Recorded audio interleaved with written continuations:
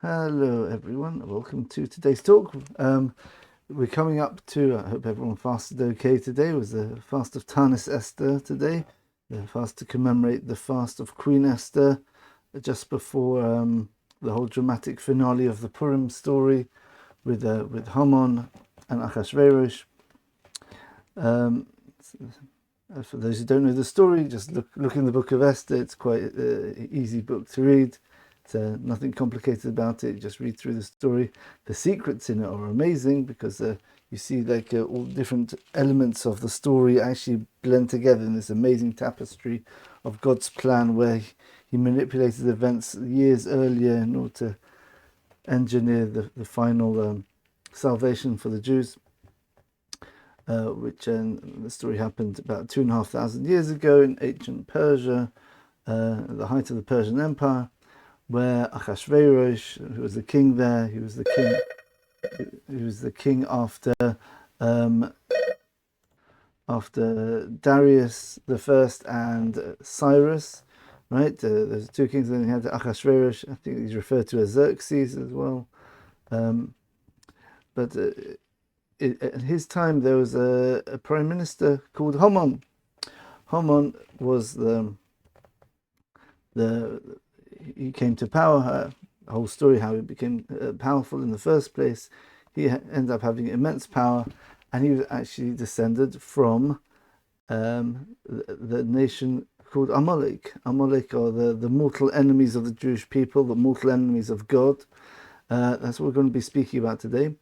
And to put it briefly, the way the story goes is that the king needed a new queen, which was actually Haman's fault. Haman actually caused the previous queen to die, so Haman was kind of digging his own grave years in the future.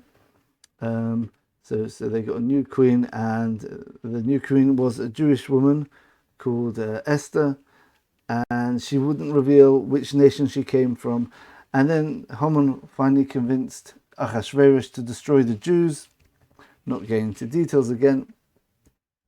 And Esther had a plan that she was going to speak to Achashverosh. She was going to arrange a party between her, Achashverosh, her husband, and King Haman. And King Achashverosh. I'm already getting the Purim mood, getting things confused. King Achashverosh, her husband, and the Prime Minister Haman, right? And Haman was the one who convinced Achashverosh to destroy the Jews.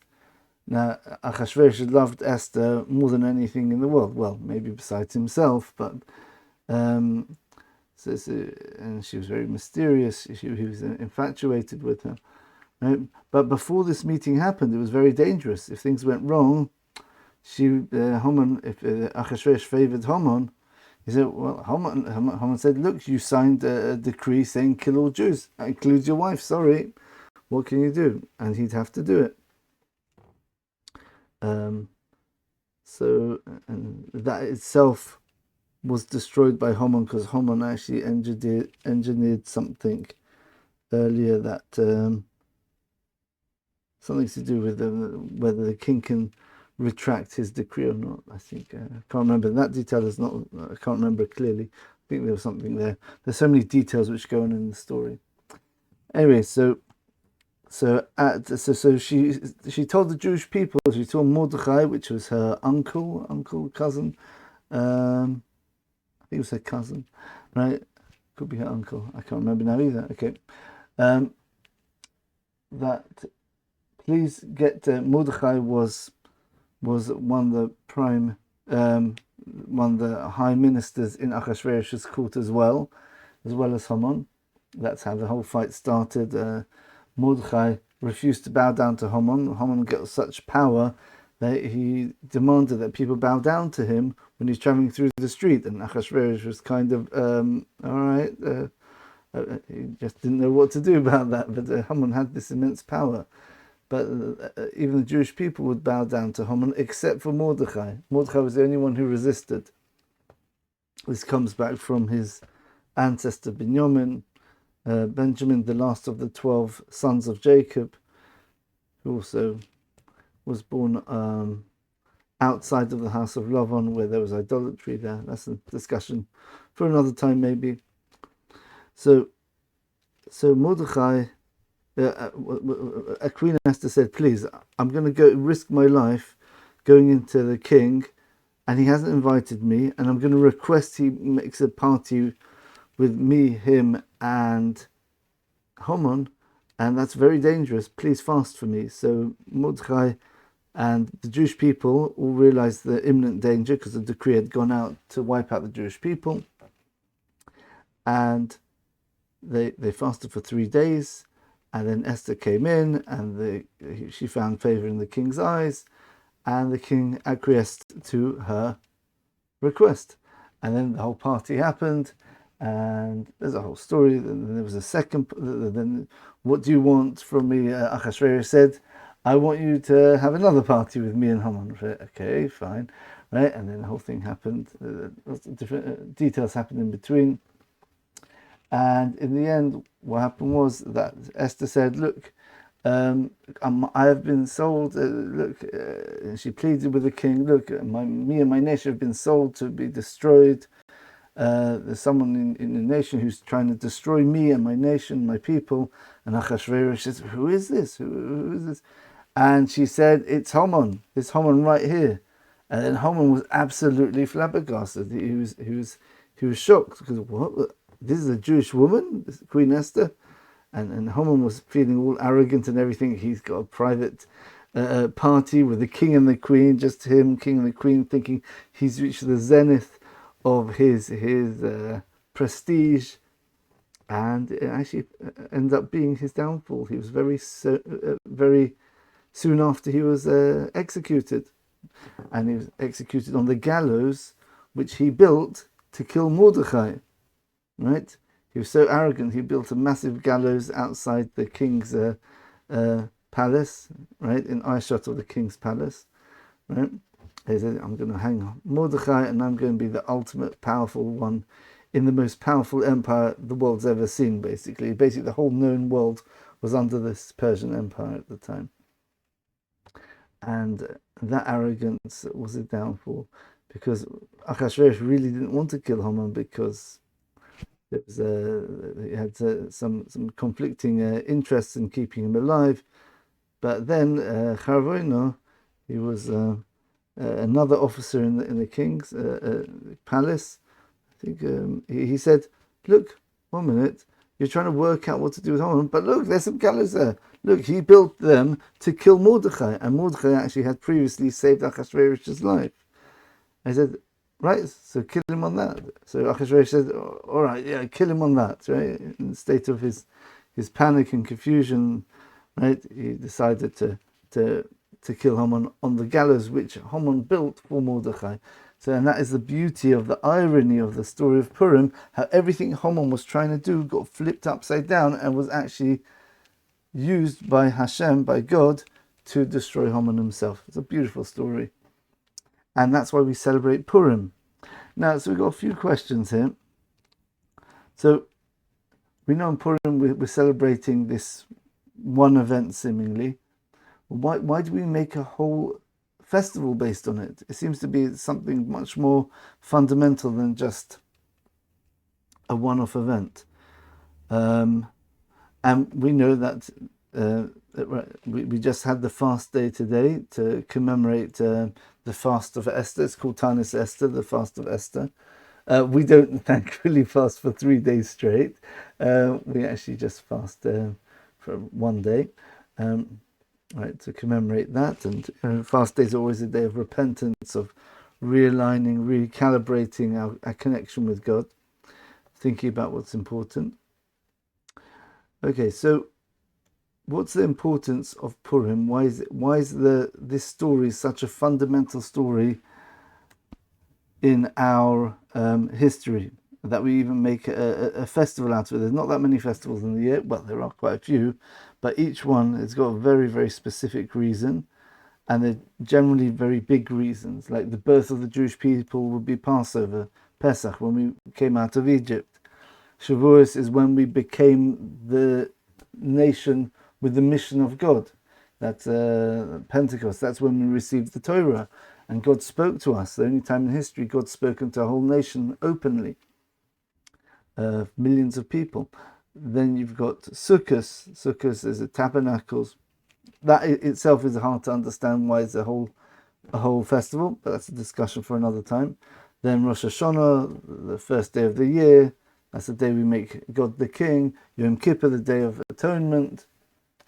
We've got Hanukkah. We explain the importance of Hanukkah, the idea of the light in the darkness, the understanding the world on the deeper hidden level as opposed to on the superficial level like the Greeks did. So it's our victory against the Greeks.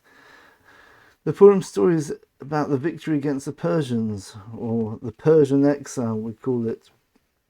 But really there's another element of it. It was destruction of Haman and his children. And that is why on this Shabbos, the Shabbos before Purim is going to be this coming Sunday. So on the Shabbos, the Saturday, Shabbos, the Sabbath, we read a special portion from the Torah, which is the portion of Amalek. So let's have a look at this inside. Got the wrong one here. Give me a sec. Right, here we go. Right, so this is in chapter 25 in Deuteronomy, in Devarim. Let's go right to the end. So we read literally just these three verses, right? Zocher es asher asa lecha Amalek. Remember what Amalek did to you. Baderech b'tzeischem Mitzrayim. On that way where you came out of the land of Egypt. Let's bring Rashi in case people want to curious what Rashi has to say. Rashi is always the fundamentals of any verses. He's the commentator. Okay. Even though there's many commentators, Rashi is the primary commentator on the Tanakh, on the 24 books of the Bible. Right. Asher korcha baderech. So what did Amalek do so bad? Korcha baderech. They cooled you down on the way. Vayzanev b'cho kol ha'nachashanim acharecha. And they cut off all the weak ones which were behind you. That means the and you were weak and tired. And he did not fear God. It seems to be speaking about Amalek. He didn't fear God, and he felt, I don't fear God. I'm just going to attack the Jewish people, and try. He even just tried to damage them. He wasn't able to kill them, but he was able to just damage or attack the weak ones in the Jewish people, the ones at the edge. Okay, you can look at Rashi here yourself. We might touch on some of these Rashis. Okay, just pause the video now just to see all the Rashis on that verse. And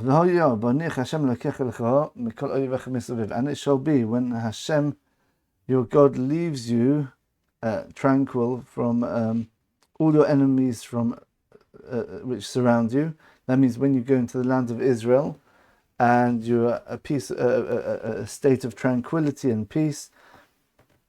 In the land which Hashem is giving to you as inheritance, you shall wipe out the memory of Amalek mitachas hashamoyim, from under the heavens. Mitachas hashamoyim, these two words here. From under the heavens, lo tishkach, you should not forget, right? And you see, it's absolutely brutal. Yeah, we see that God's commanding us, both man and woman, infant, suckling, sheep, camel, donkey, right? As we see in the book of Samuel, Samuel 1, chapter 15, that the name of Amalek shall never even be mentioned again, right? And we know that this is the mistake which Shaul made. Shaul made a drastic mistake in that book of Samuel. He was in a situation where he was a king, and they had tranquility, I guess, amongst the nations. I'm not sure about that, actually. But okay, but anyway, I have to double check exactly what was going on there. But this was a time where the prophet Samuel said, now's the time where you can actually finally destroy the nation of Amalek. And we're going to see, the question is, why is God, so we don't do this against any other nation, even the nations which were meant to conquer, the 7 nations. When we enter the land of Israel, we also got a similar command. Don't leave any remnants. When you wage war, you can't trust even the innocent looking. You have to kill everyone. But our rabbis tell us that that's only after you try making peace with them, or you try driving them out first, right? Because this is the land, God created the world, and he said this land is for the Jewish people, right? So anyone's got a problem with that, you've got a problem. Essentially, your question is not how can it be moral to drive out a whole nation from just to take them over. If God said it, then obviously that is moral somehow. Just we've got to understand why that's moral. And if you don't accept it, it's because you just don't believe in God or His message. So that's where your real question is. It's not on the morality of it. It's on whether you actually believe that God actually commanded it in the first place. So I'm not getting into that topic now. We will be touching these sorts of questions on my next series, hopefully, please God, about proofs for Judaism and God. So we have to always be critical in our thinking and understand what our questions really are. But so in terms of the 7 nations, when the Jewish people, after coming out of Egypt, after 40 years in the wilderness, they conquered the land of Israel from the Canaanite, the 7 nations there. There are actually 31 different small nations within those 7, 31 kingdoms. But if they would go out, like the Girgashi is one of the 7 nations, they decided, forget it, we're not interested in fighting with the Jewish people. So they just left. They went somewhere else. So there wasn't a command to actually kill them. However, with Amalek, we have to absolutely wipe out not just the nation, but the memory of the nation. See, there's something fundamentally evil about Amalek where we have to wipe them out. And we're going to see exactly where this happens. And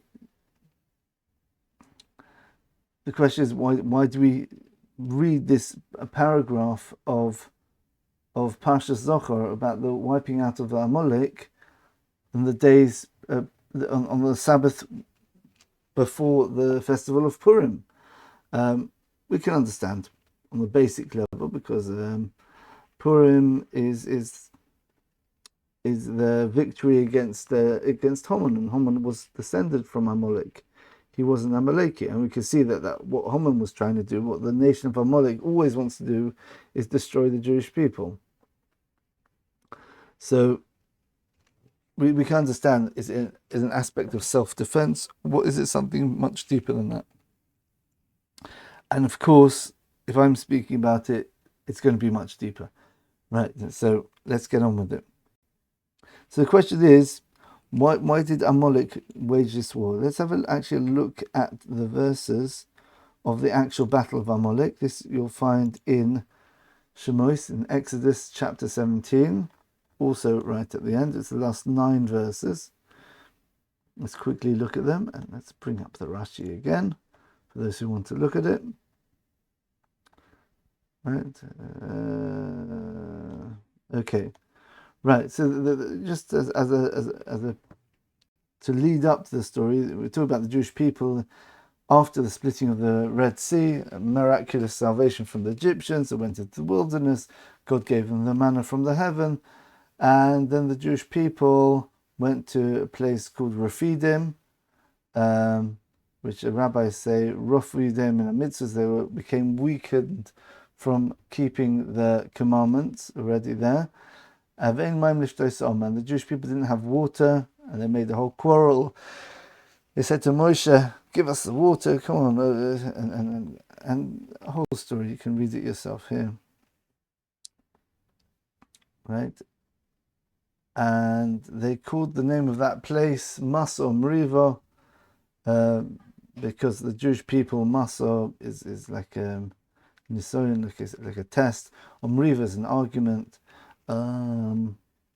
She says here, Masor, testing and quarreling, right? Because of the testing that the Jewish people, they tested God, so to speak. Yeah, can give us water. Lemor, what do they say? Hayesh Hashem b'kirbeinu imoin. Is God with us or is He not? We haven't got water. And then straight away, Amalek comes. Vayavoy Amalek. And this is the actual reading we read on Purim itself. We actually read just before we read the book of Esther, the Megillas Esther. We read these 9 verses of the actual war of Amalek, and on the Shabbos before, which is 2 days' time, we actually read the one in Deuteronomy, which is just a reminder of the commandment to wipe out Amalek and to remember, never to forget. The commandment to remember and never forget to wipe out the memory of Amalek. This sounds a bit paradoxical, but we're going to touch on hopefully all of these ideas. Vayavoy Amalek, Vayilach Mishal b'Refidim, and they fought with the Jewish people in Refidim. A beautiful Rashi here, which speaks about, you can read it yourself, but basically it gives a mashal, a parable of a man who's protecting his son from a wild dog. And someone asks, "Where's your father?" I said, "I don't know where he is." So, "What do you mean? I'm the one carrying you, protecting you." So he throws his son back down onto the ground, and the dog bites him. And that's what's going on here. The Jewish people say, is God with us?" Right? So, you questioning whether I'm with you?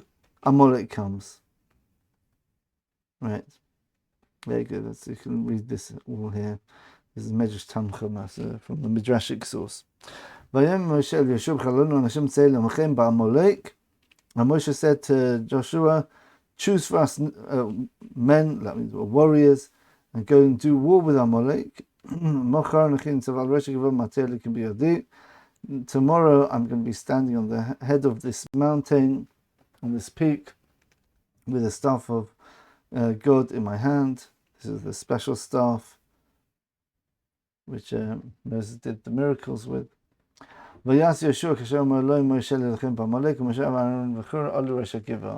Yeshua did that. So Joshua, the student, the primary student of Moses, who is going to be the next leader, he's the one who took the Jewish people actually into the land of Israel, because of course Moses didn't merit that. He ended up being buried outside of Israel, the land of Israel, on the east side of the Jordan. And Joshua is the one who take them in. So he's the one who actually did the war with Amalek. And Moshe and his brother Aaron, Bechor is the nephew of Moshe and Aaron, the son of Miriam, Moshe and Aaron's sister. They all went up to the top of the mountain. And whenever Moshe lifted up his hands, the Jewish people was victorious. They were winning the war. And when he would rest his hands, then Amalek would actually get stronger, right? And the allusion to the Talmud in Rosh Hashanah, which asks the question, "What do you mean? Moses' hands were like magic; they sort of made them win the war or not?" The answer is that when he had his hands up to heaven, everyone would look at Moses looking up to heaven with his hands, and they realize, "Oh, yeah, we're fighting for the sake of God here, right? Well, God's with us, right?" And they would remember about God while they were fighting. We spoke about this in the Bitochen, the Trust in God's lecture, about how King David, when he did his wars, he fought in such a way where he realized that God was guiding every single slash of the sword and pull of the string of the bow. God was guiding everything. None of the power was his at all. So this is along the same lines here.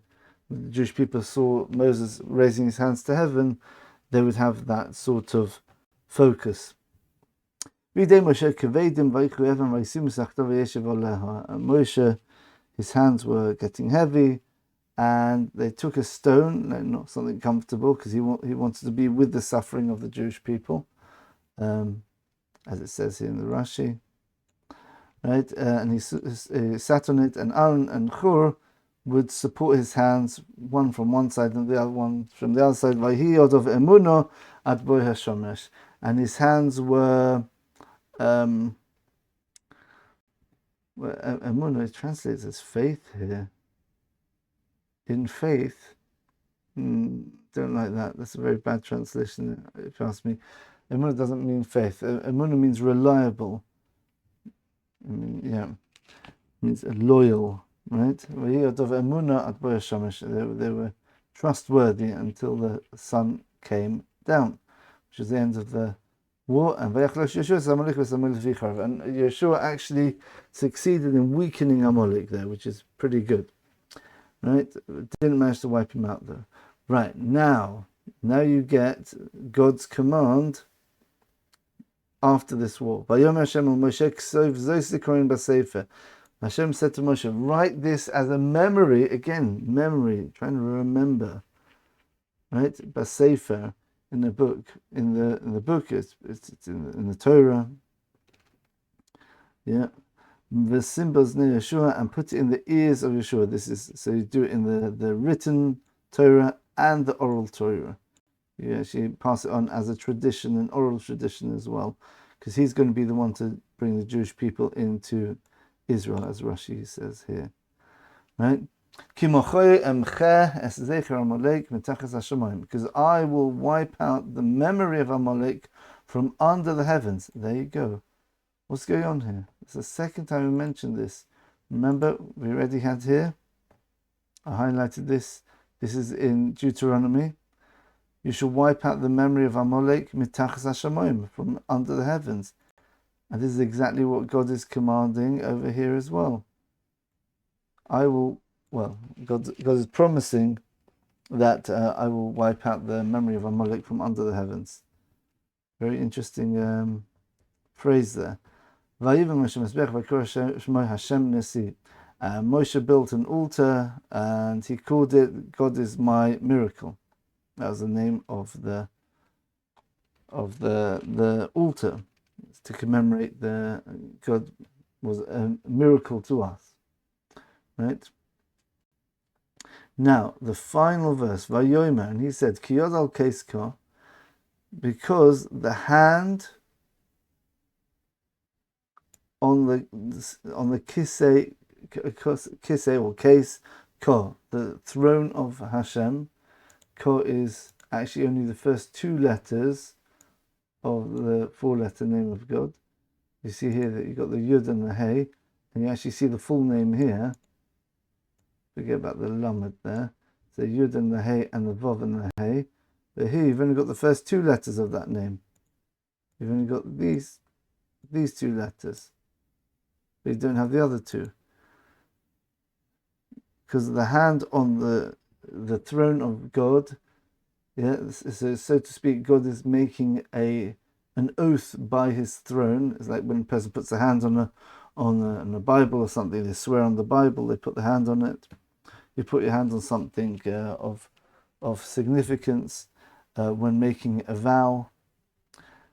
And he said, because the hand is God, the hand on the throne of God, there should be a war for Hashem, Ba'amalek, against Amalek, Midor, from generation to generation.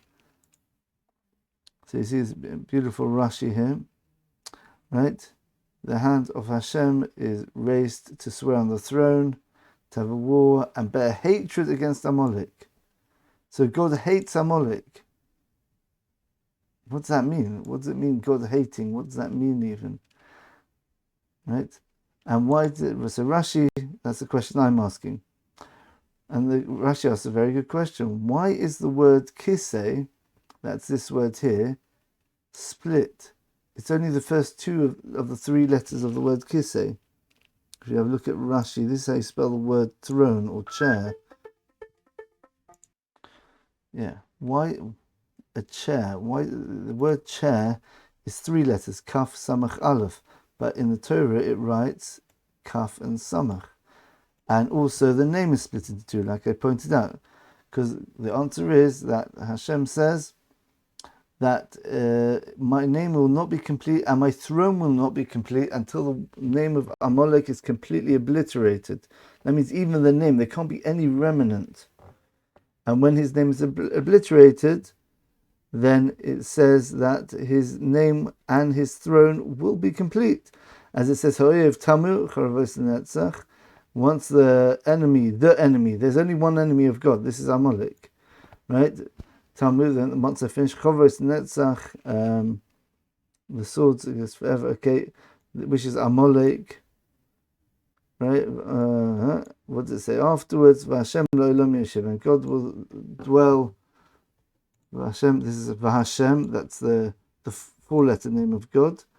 It's just abbreviated here with the hey as the custom is, not to write the four-letter name of God unnecessarily, which kind of defeats the purpose because we're trying to emphasize the point. This is the four-letter name of God.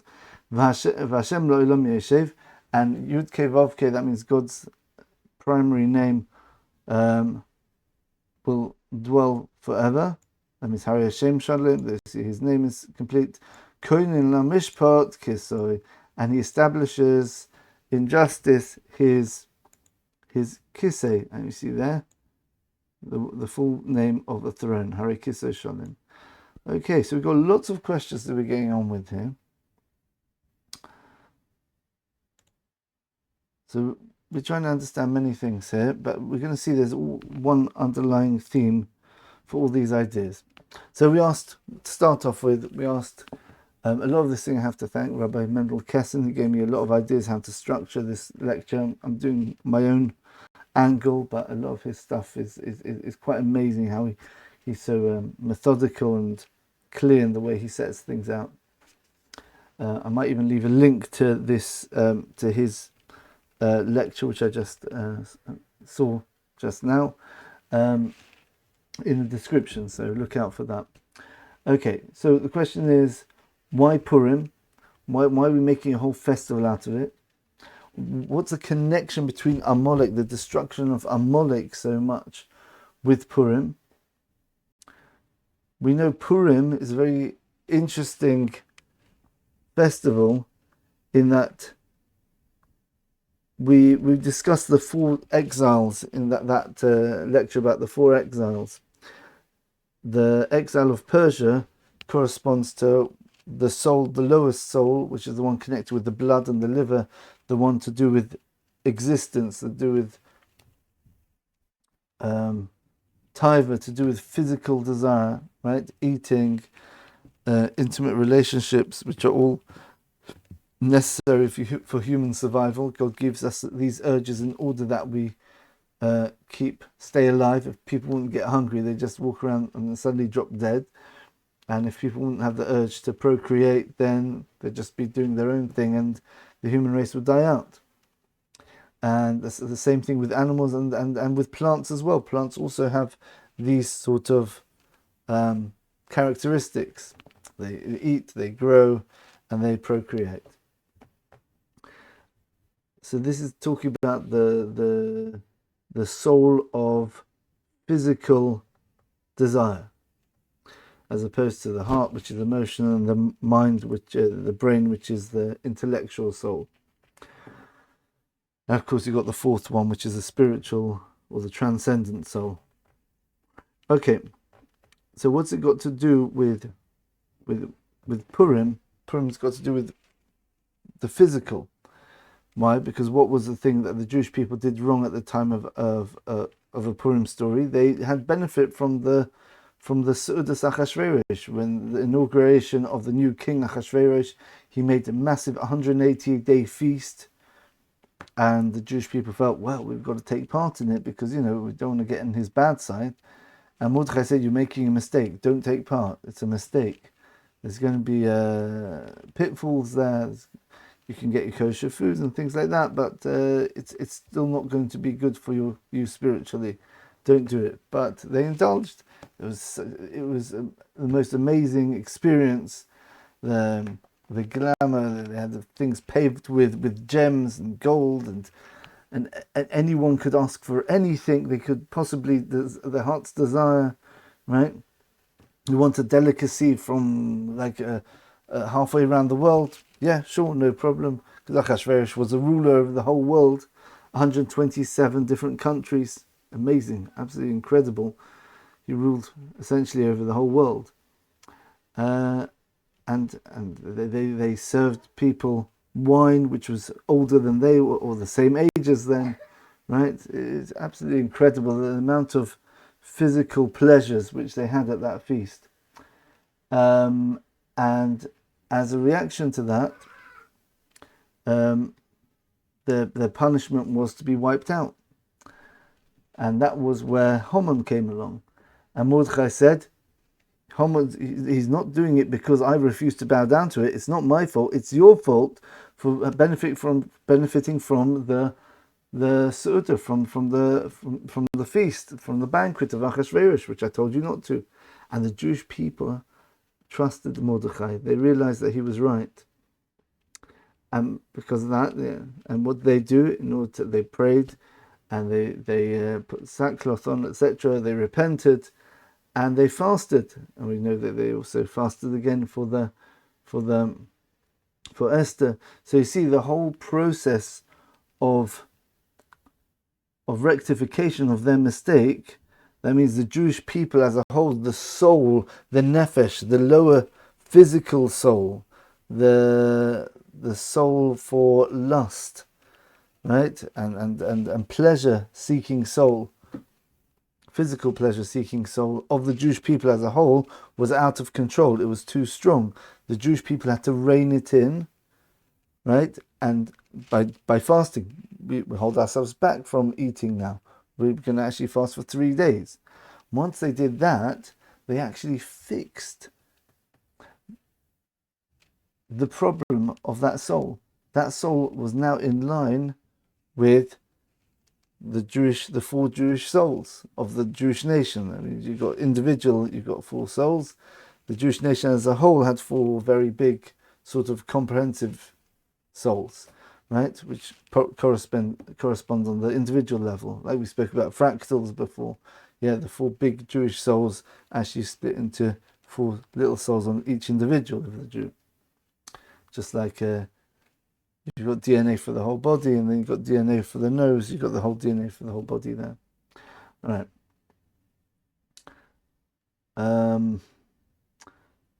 Right, so the Jewish people, they fixed the problem of too much, I think the word is gluttony. Yeah, gluttony and lust. Those are good English words. Yeah, about wanting physical food and other physical lusts. Right, they fixed that by fasting.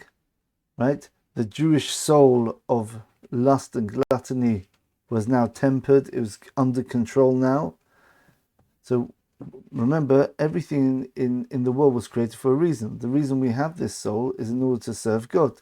Remember the whole lecture we gave about the holiness of eating. Now the Jewish people were in control of this soul. What do we do to celebrate Purim? To celebrate Purim, we indulge in the maximum amount of physical pleasure as we can, which is mind-boggling. That's why Purim, for the onlooker, anyone who wants to come around and see what it's like on Purim, the Jewish communities, we have a very, very good time physically. We have lots of lovely food. We're commanded to have a big banquet, a massive feast in commemoration for the feast. And we're commanded to get completely sloshed, right? For those who don't know that, that means drunk, shikha, right? Tipsy, but very tipsy. We're meant to get very, very drunk, and specifically on wine, because the miracle was done with wine. There was because Esther's feast, where she was trying to convince Achashverosh to spare the Jewish people, was a feast of wine, so therefore we do it especially with wine. There are much deeper reasons why we do it with wine. We probably won't get into that because it'll just be too much to get into. I'll just give a hint. Grapes were the tree of knowledge according to one opinion. Okay, we'll leave it at that. could do your homework there. Look at the Maharal in the end of the 4th chapter of this. Okay, he speaks about the 4 opinions there. It's a beautiful piece. It's very, very profound. And we're going to be touching on that today again, hopefully. So we've got the Jewish people conquered their physical desires, essentially, on Purim. And now we can indulge in the physical desires and use it as a way of connecting with God, right? We use the wine to lift us, to elevate us, to connect with God, right?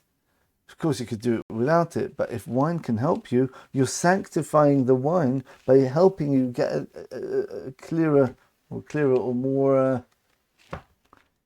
we're going to see exactly what we get from the wine, but you're getting a much deeper connection with God through the wine, specifically on Purim. We're going to see there's something special about Purim which has this characteristic to it. Okay. And also eating the food as well, the idea of sanctifying the physical as well. How does that connect with Amalek? Amalek seems to have been the enemy of God. And Persia were just interested in the physical. What's the connection between the two? And why is that, again, we have to ask the question, why is Amalek so set on destroying the Jewish people? What's wrong with them? Why are they doing that? Amalek, the Jewish people came out of Egypt. They Amalek traveled through 5 different countries in order to reach the Jewish people in the desert to do war against them. This was not over territory. This wasn't over like some sort of argument they had with them, like with borders or anything like that, and it wasn't it wasn't for survival. Definitely not for survival, because Amalek, they had their place where they were living. They went into the desert. There's no plunder. There's no food or anything to capture their way. The Jewish people had some riches, but that wasn't why they were doing it. Yeah, and they had to sacrifice a lot to do that, right? They had to leave their countries. The economy, as you know, when people go to war, the economy collapses. Yeah, and they just went there just to do battle against the Jewish people who they knew just went out miraculously from Egypt. Through the whole world knew about these miracles, right? Some miracles that resonated around the world, and the prophets of the world knew about the miracles. And Amalek, even so, he went and he tried to destroy the Jewish people. In fact, Rashi even points this out. Rashi points this out in Asher Korcha Baderech, in the quote in Deuteronomy.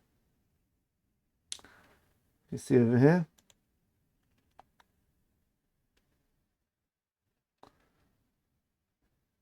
So it's very interesting. Rashi brings a few different explanations. Was Asher Korcha Baderech, who bumped into you, who just enchanced upon you.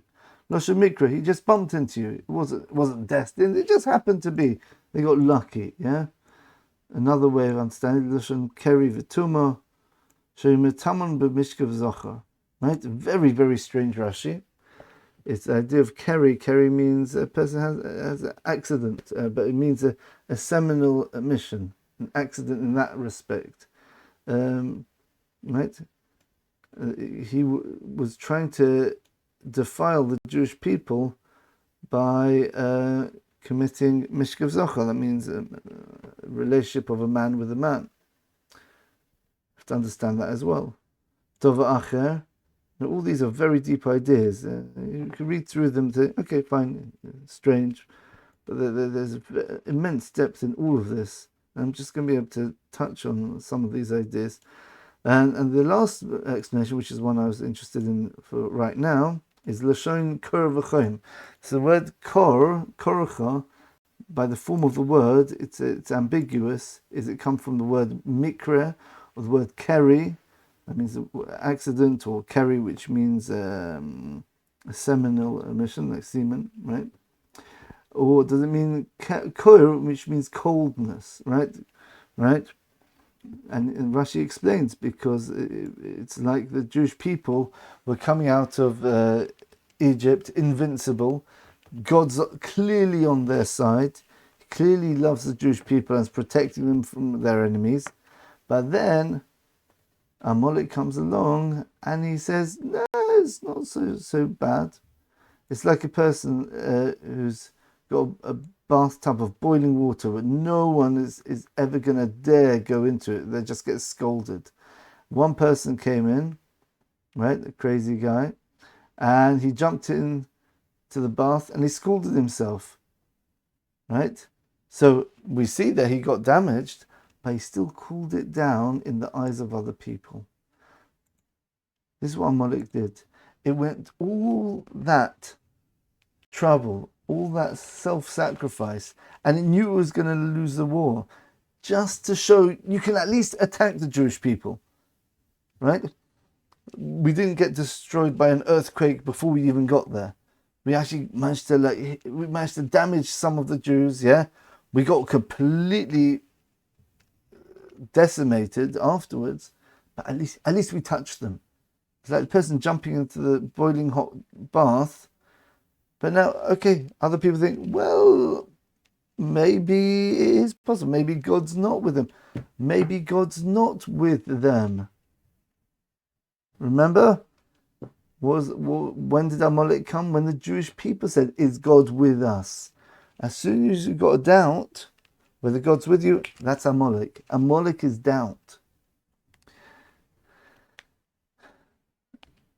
In fact, the numerical value of the word Amalek is that ayin is, I just speak it out for you here, won't bother writing it down.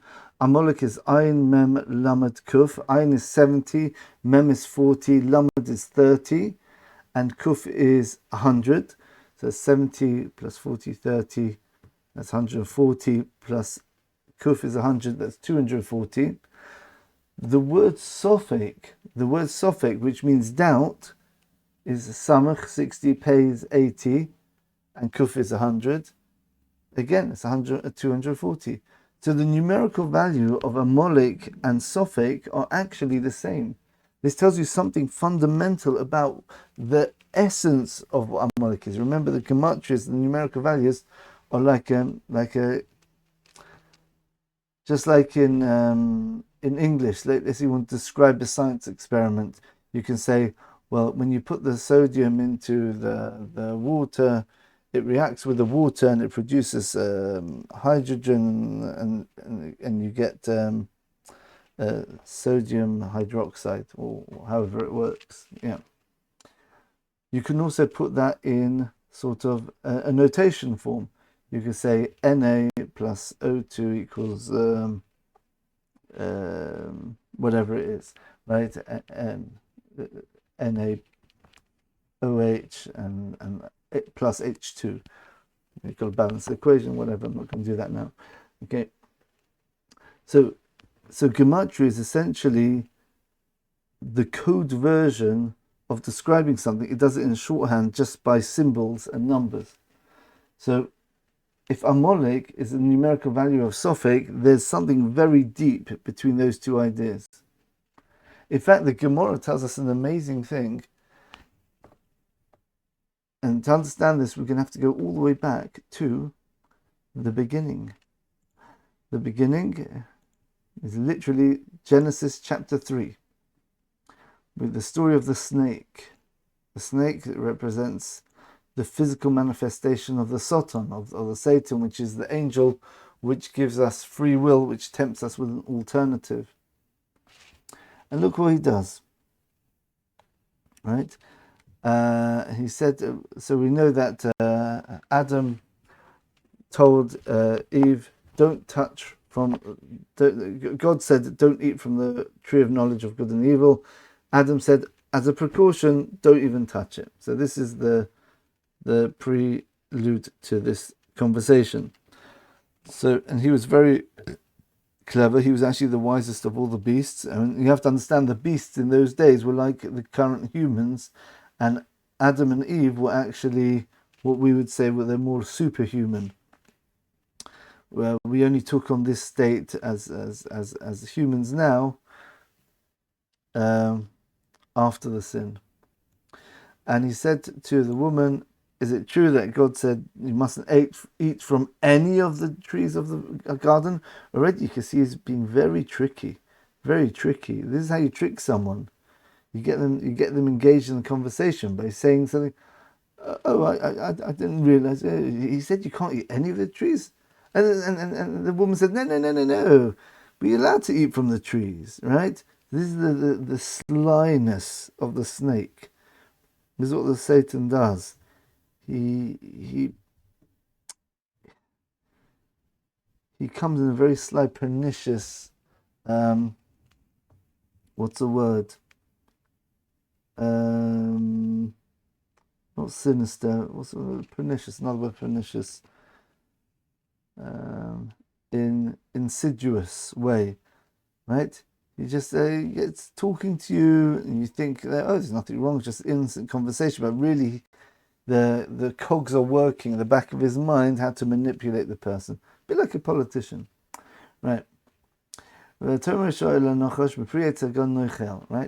We can eat from any of the fruits of the tree, right? But from the fruits of the tree in the middle of the garden, which is the one tree of knowledge, Omar Elohim, God said, don't eat from it and don't touch it. This is where the whole problem starts. And maybe we have a whole lecture about the sin of Adam, and we'll go into more detail then.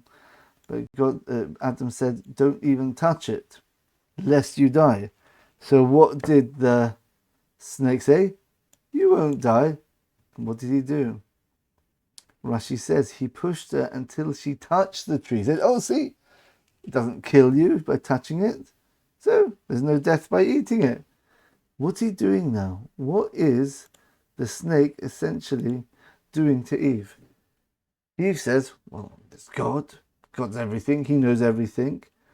And he says, don't touch or eat. He said, you've got a beautiful world for you, beautiful garden, eat anything you want, but don't eat or touch this. But when she touched it, she started having a doubt. Oh, is that right? Maybe I can. Well, if I could touch it, I should be able to eat it as well. And this is how the snake, anyone in their life where they've had a yerida, a fall, where they've gone to something bad, they know this is how it happens. Yeah, it starts with something innocent. They know it's not the right thing, but they don't see the harm in it, and then it gets worse until then the depths of despair or depravity, whatever it might be. Because this is how he acts.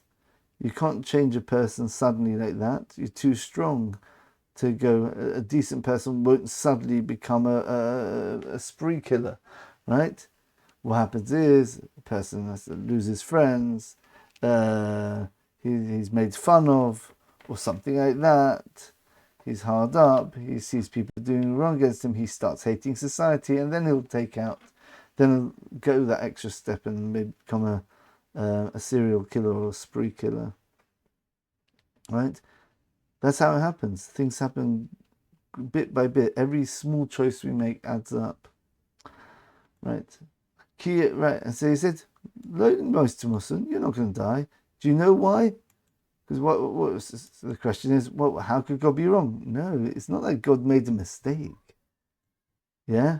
Already she thinks, we're moving the Overton window now, right? So God's perfect. I says, no, God's not perfect, he can make a mistake, but no, I'm going to push it even further. God's lying. Because God knows. Because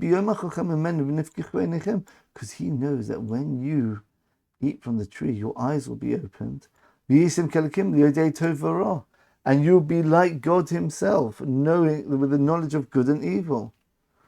Right? And Rashi says, because there's a rule, every craftsman hates his fellow craftsman. Yeah, you get jealous of people who are your competitors. The tree was there. He ate from this tree. That's how he created the world. And then and you can be like God. You can be creators of worlds as well. Again, this is extremely deep. This extremely. We've touched on it a couple of times in other lectures, but this needs its own lecture in itself. Exactly what's really going on here. It's all to do with the third keystone lecture, basically. Yeah, Adam wanted to be part of the process of creation. That's what he wanted to do. So he wanted to bring evil into the world in order to bring a higher level of sanctification of God's name. That's really what's going on here. Right, the woman saw again, this corresponds to the three opinions about what the fruits were, what fruit the tree was. The woman saw always starts with seeing. When you see something, you go off to your eyes. Remember the lecture about Hanukkah, the Jews and the Greeks. Do you look on the inside of something, or do you look at the superficial? Right? What's going on here is the Satan got her to think that the reality is what's on the outside, not what's on the inside. That's what's going on. She saw that the tree was good for eating, and it was pleasing for the eyes, and it was good to become wise. So you see three different levels here. It's good to eat, right? Remember the three souls? It's good to eat. That's a physical one. The eyes, that's the idea of connection. That's desire. Sav, right? The person sees something, he wants it. Wanting is in the heart. And it's good for the mind. These are the three. Either it's a fig, which is something very tasty, or it's wine, which is something which can get you connected to something else. We know that the sot and the nazir. If you look in Parshas Nosoi, that's probably chapter 5 or 6, maybe 7 in Numbers, right? It speaks about two different laws. One about the sota, that means a woman who is potentially unfaithful to her husband, and the next one is one who makes a vow not to drink wine. That's called the Nazir, the Nazirite. And the Talmud says, why does it put these two next to each other? They seem to have no connection. Everything in the Torah, if two paragraphs are next to each other, there's always a connection, no exception. There's always a connection between the two. So the answer is because someone who saw the disgrace of the Sota, she had to go through a very disgraceful, very embarrassing process to prove her innocence or to reveal her guilt. And what caused her to become an adulterous woman? It was through wine. So the person who sees that should learn the lesson. Be careful from wine. So that's a good type of Nazirite, someone who refrains from wine because he knows the dangers of it. Okay? Here again, this is the opinion which holds that the tree of knowledge was grapes. This is all in the Maharal at the end of the 4th chapter in Pirkei Avos, the tractate of the ethics of the fathers. Right? Lo Einaim, that's what the eyes are. The eyes are the things of connection there. And the mind, Nechmat Eitz L'Haskel, the tree is good for knowledge. And she took from its fruit and she ate. Remember we spoke about the holiness of eating. She internalized all of these ideas. And she gave it to her husband and he ate as well. Right, so look at what's going on here in the Rashi. And their eyes were open, and they realized they're naked. And they made fig leaf belts for themselves to cover the nakedness, and they made belts for themselves. And And as Rashi points out, this is one of the opinions, his proof that it was a fig tree that they ate from, because none of the other trees would let them use it. Now, have a look at this. This is where we see the allusion to Amalek, and so the Gemara in Rosh Hashanah actually says it's from one of these verses coming up now. And they heard the voice of Hashem Elokim going in the garden. So God's voice was traveling through the garden. They could hear God's voice, and they would hide in the middle of the garden. Vayikro Hashem Elokim el Hadam vayomer lo hayakar. Very, very sad, right? And God called out to Adam. He said, "Where are you? Where are you?" Right? And the truth is that he knew exactly where he was, but he wanted to. He knew that Adam must be feeling very, very bad, and he wanted to get Adam to repent, or whatever. Right, and he said, "Oh, where are you? Where are you? Are you around?" But this had a very negative effect, right? And he said, "I've heard your voice in the garden, but I'm scared because I'm naked. I'm hiding." And he said to him, God responded, "Who told you that you're naked? Hamin ha'etz, from the tree, which I commanded you, not to eat from ocholta, did you eat?"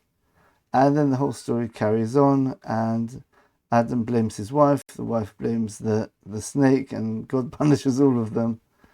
Right, you can have a look at all of this. Right, 39 curses to Adam, Eve, man, woman, the snake, and the earth itself. Okay, that's the end of the chapter there. But if you have a look at here, the Gemara in Rosh Hashanah asks, is there an allusion to the characters in the Purim story in the Torah itself? Because we know that in the 5 books, that is the primary Torah, and the prophets are also true, but they're not on the same level as Torah Moshe, the Torah of Moshe, which is, for example, a prophet can't make a new mitzvah, he can't add on to the Torah, whereas all the mitzvahs, all the commandments are in the actual 5 books. Right, so it wants to know, do you find Haman, the antagonist of the Jewish people, in the story of Purim? Where do you find him? Can anyone see it here? It's over here. Vayoman, he said to him, "Who told you that you're naked?" Hamin ha'etz, ha-min. Those are the same letters as the name Haman. But look at the word. What does the word Hamin mean? Ha means a question. Sometimes a hey at the beginning means a question. And min from ha'etz, the tree. Was it from the tree which I told you ate, not to eat, you ate? Hamin? So basically, the name Haman is God asking a question and God seeming to not know something. That's what Haman is. Haman, and we saw that's what the snake did as well. We know that the Satan, Satan, which is this angel which gives free will, which tests us,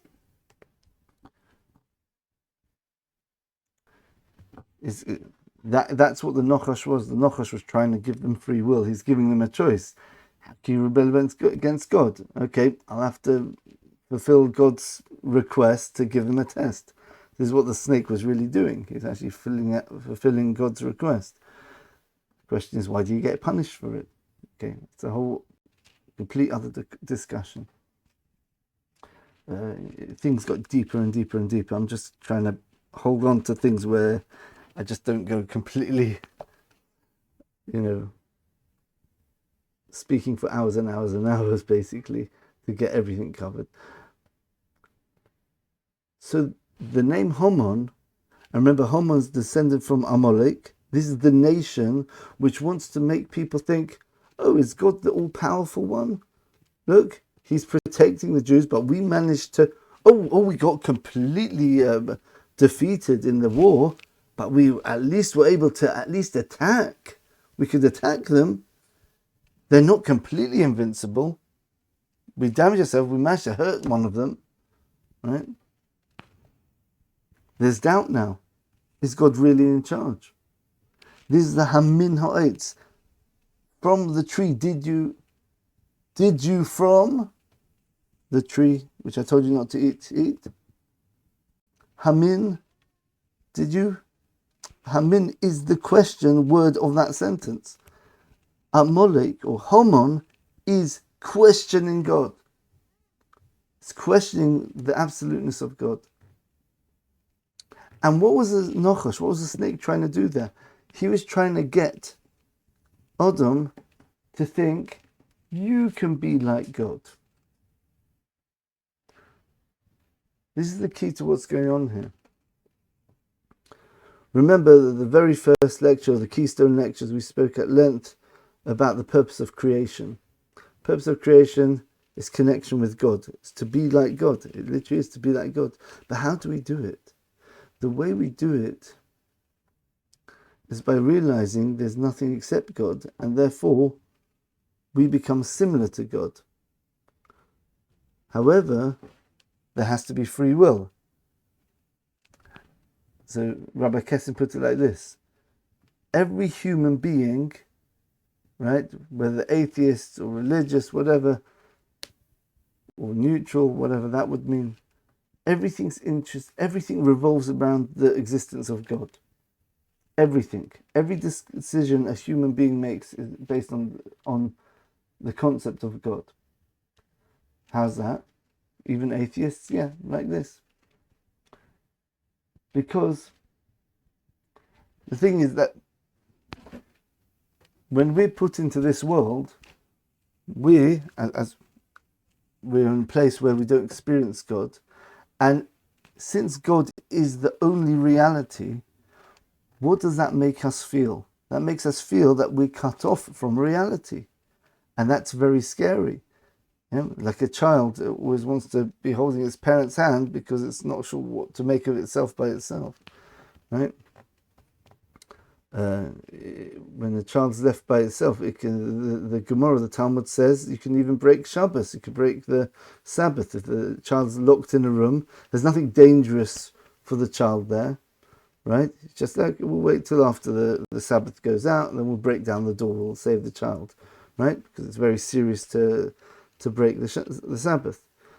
But there's one exception: you're allowed to break the Sabbath if someone's life's in danger.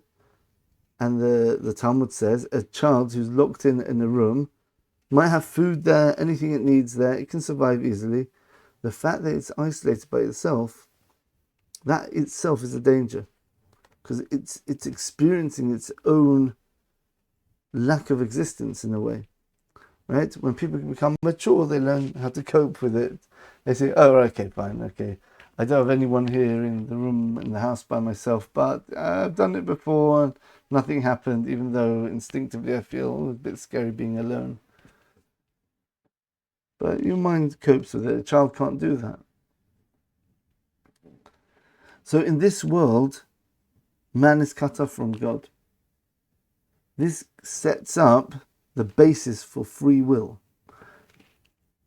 What are you going to do about that? Are you going to try coping without God? Right? That's the instinct of a human being. Because I feel I exist apart from God now. What does that mean? That means I'm a separate entity from God. So that makes a person get scared and want to get rid of that gnawing feeling of non-existence, to recreate a new edifice of one's own existence despite God or apart from God. Or there's another way of doing it. It's reconnecting with God.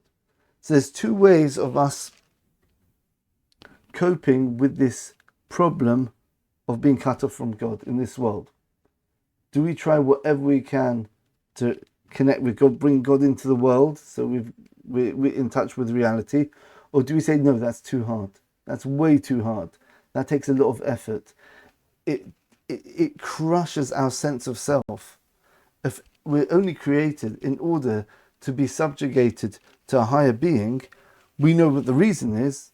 The Creator told us that it's for our own benefit. That's besides the point. We want to feel that we exist.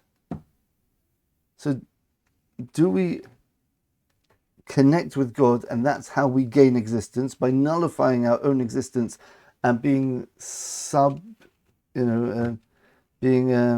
subjugated and subsumed by God's existence and becoming part of that? Or do we try setting up an easy cop-out?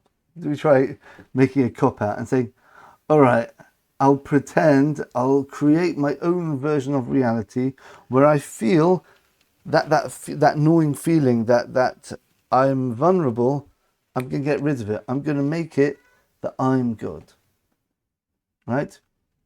And Rabbi Kessler points out amazingly, there's so many ways that people do this. That either we make ourselves God, like a pharaoh, or a megalomaniac, right? Someone who's got power, that's a lust for power. Or denying God, like atheists do. Or do war against God, like in the Tower of Babel, right? Let's do war against God. Let's make our own version of reality, right? Right? Are we going to cut God out? We're going to get ourselves so drunk that we don't even think about God in the first place, right? We're just going to cut him out of, we're just going to sort of like, what's the word?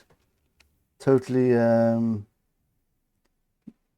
dull that sense of realization that reality is God and we're not with him. We're just going to drink ourselves into a stupor until we don't think that we don't think about anything. So it's very interesting. So he actually brings a list of 9 different ways that people do this sort of cop-out. It's very fascinating. Yeah. So basically it's all based on this internal schism, right? Because logically we know God exists. Yeah, you can see around people are sensitized to reality, you know God exists, right? But on the other hand, we're cut off from that. So how do you reconcile these two things? You've got reality is God, and we're not connected to that, but we want to be real. We want to exist. We've got the preservation. It's an existential crisis which every human being goes through. I want to exist. Once we exist, whatever existing means, we don't really understand what existing means. We mean we just are. But when we realize we're really not, because our existence is really temporary, because everyone knows they're going to die, all our decisions revolve around how am I going to extend my life? How am I going to exist more? How am I going to be more of a... So to resolve that sort of internal paradox, there's many ways of doing it. It could be religious, non-religious. Right. So let's have a look how people do it. So basically the way I look at it is you've got the Western world and the Eastern world. This is one way of categorizing different types of mindsets. So one of them says that, well, God's so apart from us, how can we handle that? So no, God's with us. Yeah, he's a human like us. Like the Greeks or Christians, right? They believe that God's, it might be like one aspect of God might be two, but there's a part of God and it's all one, so it's the same thing, Trinity, whatever, or pantheon of gods, whatever. They're like us. They say, okay. So just like God is something, I'm also like God. That sounds a lot like Adam wanting to be like God. He wants to be like God. I'm a creator of worlds as well. I've got my own creativity. They created the world. I can make my own world. I've got my children, my job, whatever. I've got my inventions, whatever I do in my life. I'm like God. Why? Because God's kind of like me. Then you've got the Eastern religions, or the Eastern philosophies, where God is totally transcendent, right? So what they say, I said, look, but God said you can do what you like here. So I let you do your own thing. Don't worry about it. That's the idea of idolatry. Idolatry is God's left the world and he left it in the charge of certain forces. So we can connect to those forces, like the forces of idolatry, the constellations, the sun, the moon, different holy cows, like they do in Hindu and stuff like that. Different animals, we tap into certain energies, the chi energy, like in Taoism, right? Or different other philosophies, because God's not involved in the world anyway. So if you have a look, you've got atheists. That's one way of answering the question, right? Just deny there's God in the first place, and all there is us. But that doesn't really answer the question for most honest people, because if you just look at the world around us, it's impossible that the design, the precision, and God doesn't just give a few examples like the human body. You've got the world of insects, the world of plants, the world of animals. If people haven't studied this, then okay, fine. There's some amazing books by Rabbi, I think he calls himself Tuvia Cohen, Amazing World or something like that. He's got a whole series of books. It's Rabbi Ram Katz, actually, but that's his pen name. He goes through chapters and chapters about the design of creations. Incredible. You've got certain things like symbiosis, which makes no sense at all. You've got plants which eat insects. How does that happen? I mean, you've got things which certain insects pollinate plants. They need the pollen or the stuff from the plants to survive, but the plants need those insects to pick up the whatever they take from the plants and to spread the pollen in other places. They need each other. I mean, an insect is designed in such a way, and you've got a plant designed in such a way where they need each other.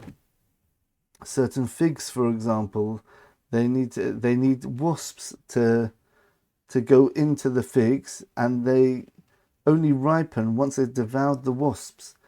Crazy stuff which happens in nature, which people not even aware about. Got the pitcher plant or Venus flytraps, yeah.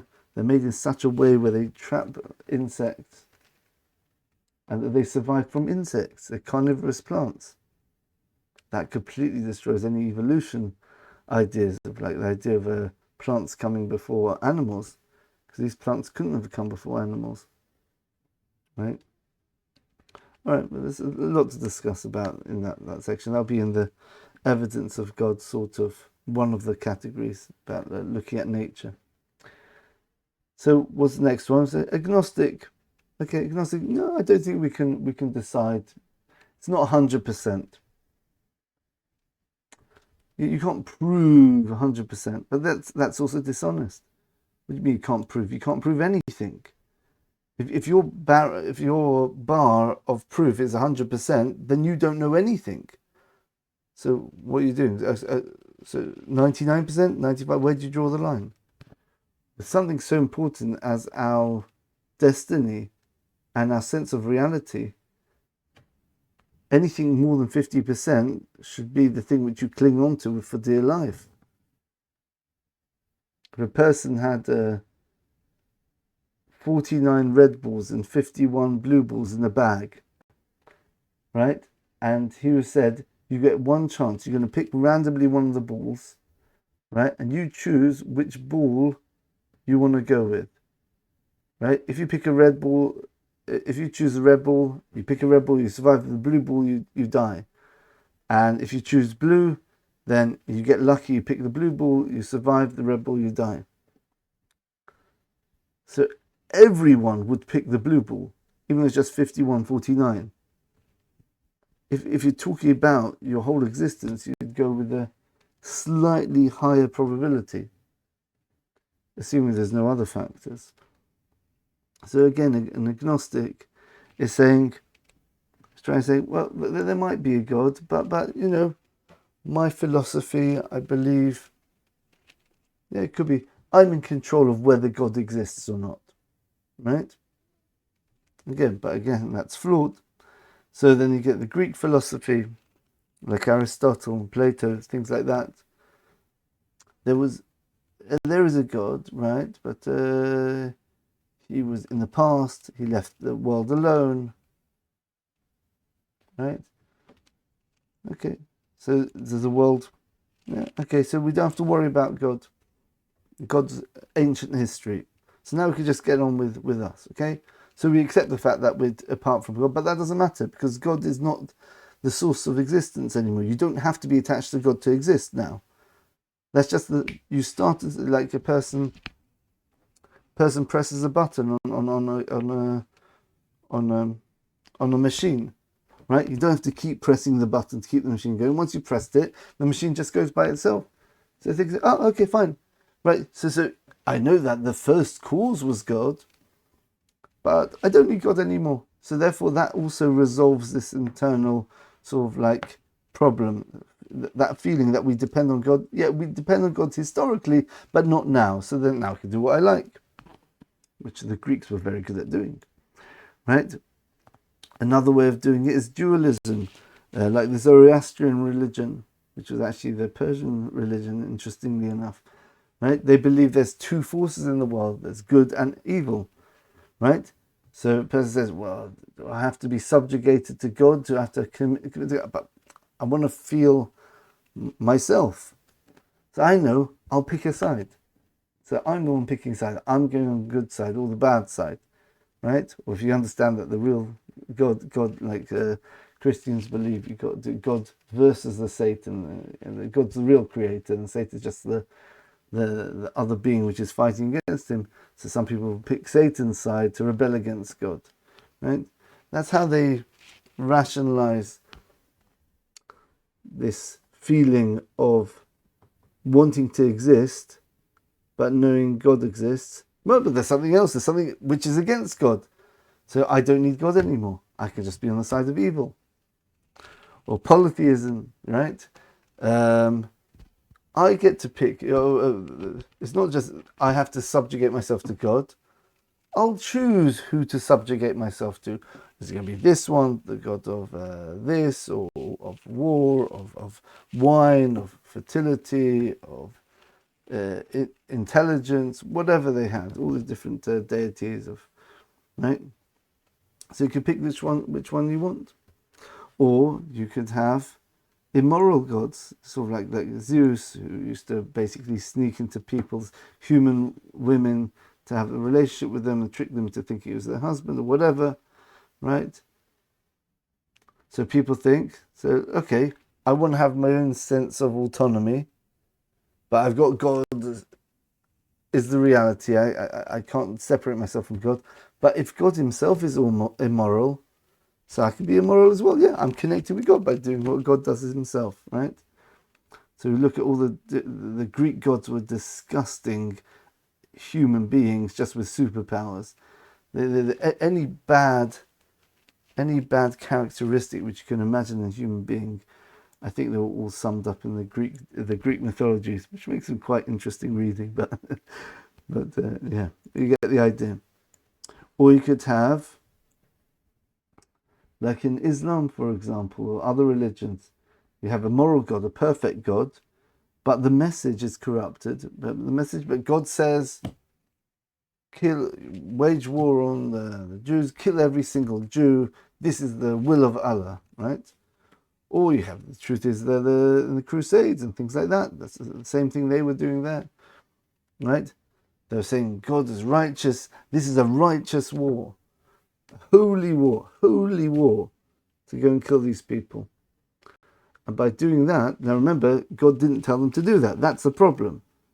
God didn't tell them to do that. But by saying that God told them to do it, that sort of pacifies and allays that nagging feeling that we should be connected with God, but we feel our own desires for other things. We want to exist apart from God, but we realize intellectually we can't. So, we'll say, but God told us to do it, so everything's fine, right? Right. So it's basically changing God to fit in with your beliefs, right? Right. Or the idea of, okay, God says he wants us to do this, right? And I have to do that because if I don't, then there's accountability. Then I'm cutting myself off from reality. I'm severing that connection. So what can I do to pacify that feeling inside of me? Oh, God changed his mind though. Yeah, he did say originally you've got to keep the commandments, but he changed it. You don't have to keep the commandments anymore. That's what Paul said, I think, in the New Testament. Yeah. Right. And what does Christianity do? It says all you have to do now is just believe. So instead of that very hard, very, very precise, exacting control over yourself in order to fit yourself in with God's commands, right? Your whole life is basically being ruled by what God's telling you. No, don't worry about it. God says that no, it's faith. You just got to believe. If you believe that's everything. Oh, you believed now. Fine. You're going to heaven. You believed. And the ones who don't believe, but it's not trivial, this belief, because many people don't believe and they're going to hell. But if you believe, you could do like all the sins in the world if you want. Okay, it depends which branch of Christianity. I think technically you can get away with anything. The pure Christianity holds this. But I think people realize that's a bit of a cop-out. They realize it's too much of a cop-out. So they say, no, you've got to be moral as well. Yeah, moral. What does that mean? Yeah, you've got to be good. Yeah, killing's bad. Yeah, don't steal. Yeah. So it's a moral things they accept.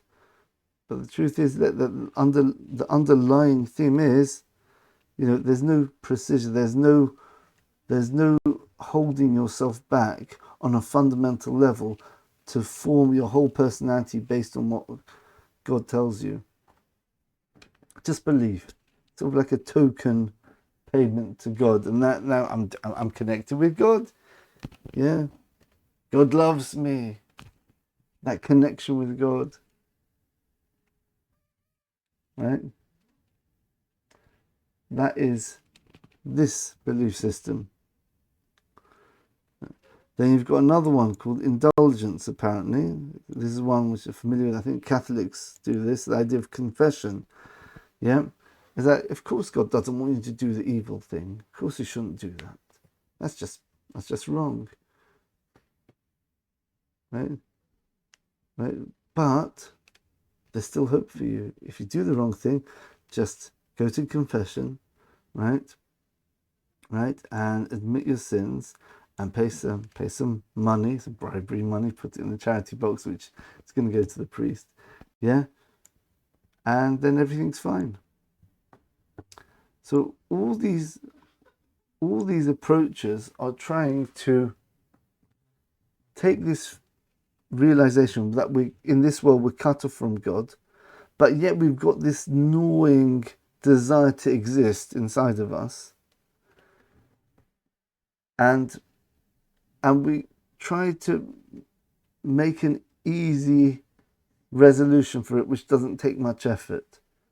You just don't believe, or you believe that God is immoral himself, or he changed his mind, and all he asks for you is something small, or what you want to do is actually what God really wants, like in Islam, right? like all different branches of Islam believe something radically different from each other, and they all say because God's telling us this, and they bring proofs for it, right? But really it's what they want to do. It fits in with their own personal desires. But what does the Jew do? What does the Jew do? The Jew, when God offered the Torah in Har Sinai, Mount Sinai, we said, Nasa v'nishma, we will do whatever you say, God. And then we'll try to understand it. We're not going to make any calculations, right? Right? You say, don't eat from the tree, we won't eat. Finished. End of story. No discussion. You can be like God. Let's try thinking about it. Well, we can be like God. No, we're not. We're just not going to do it. Yeah? We take God at face value. He says, don't do it. We don't do it. Do this, we do it. Ideally, obviously. That is the message of the Jew. This idea of obedience to God for what he really says, without creating our own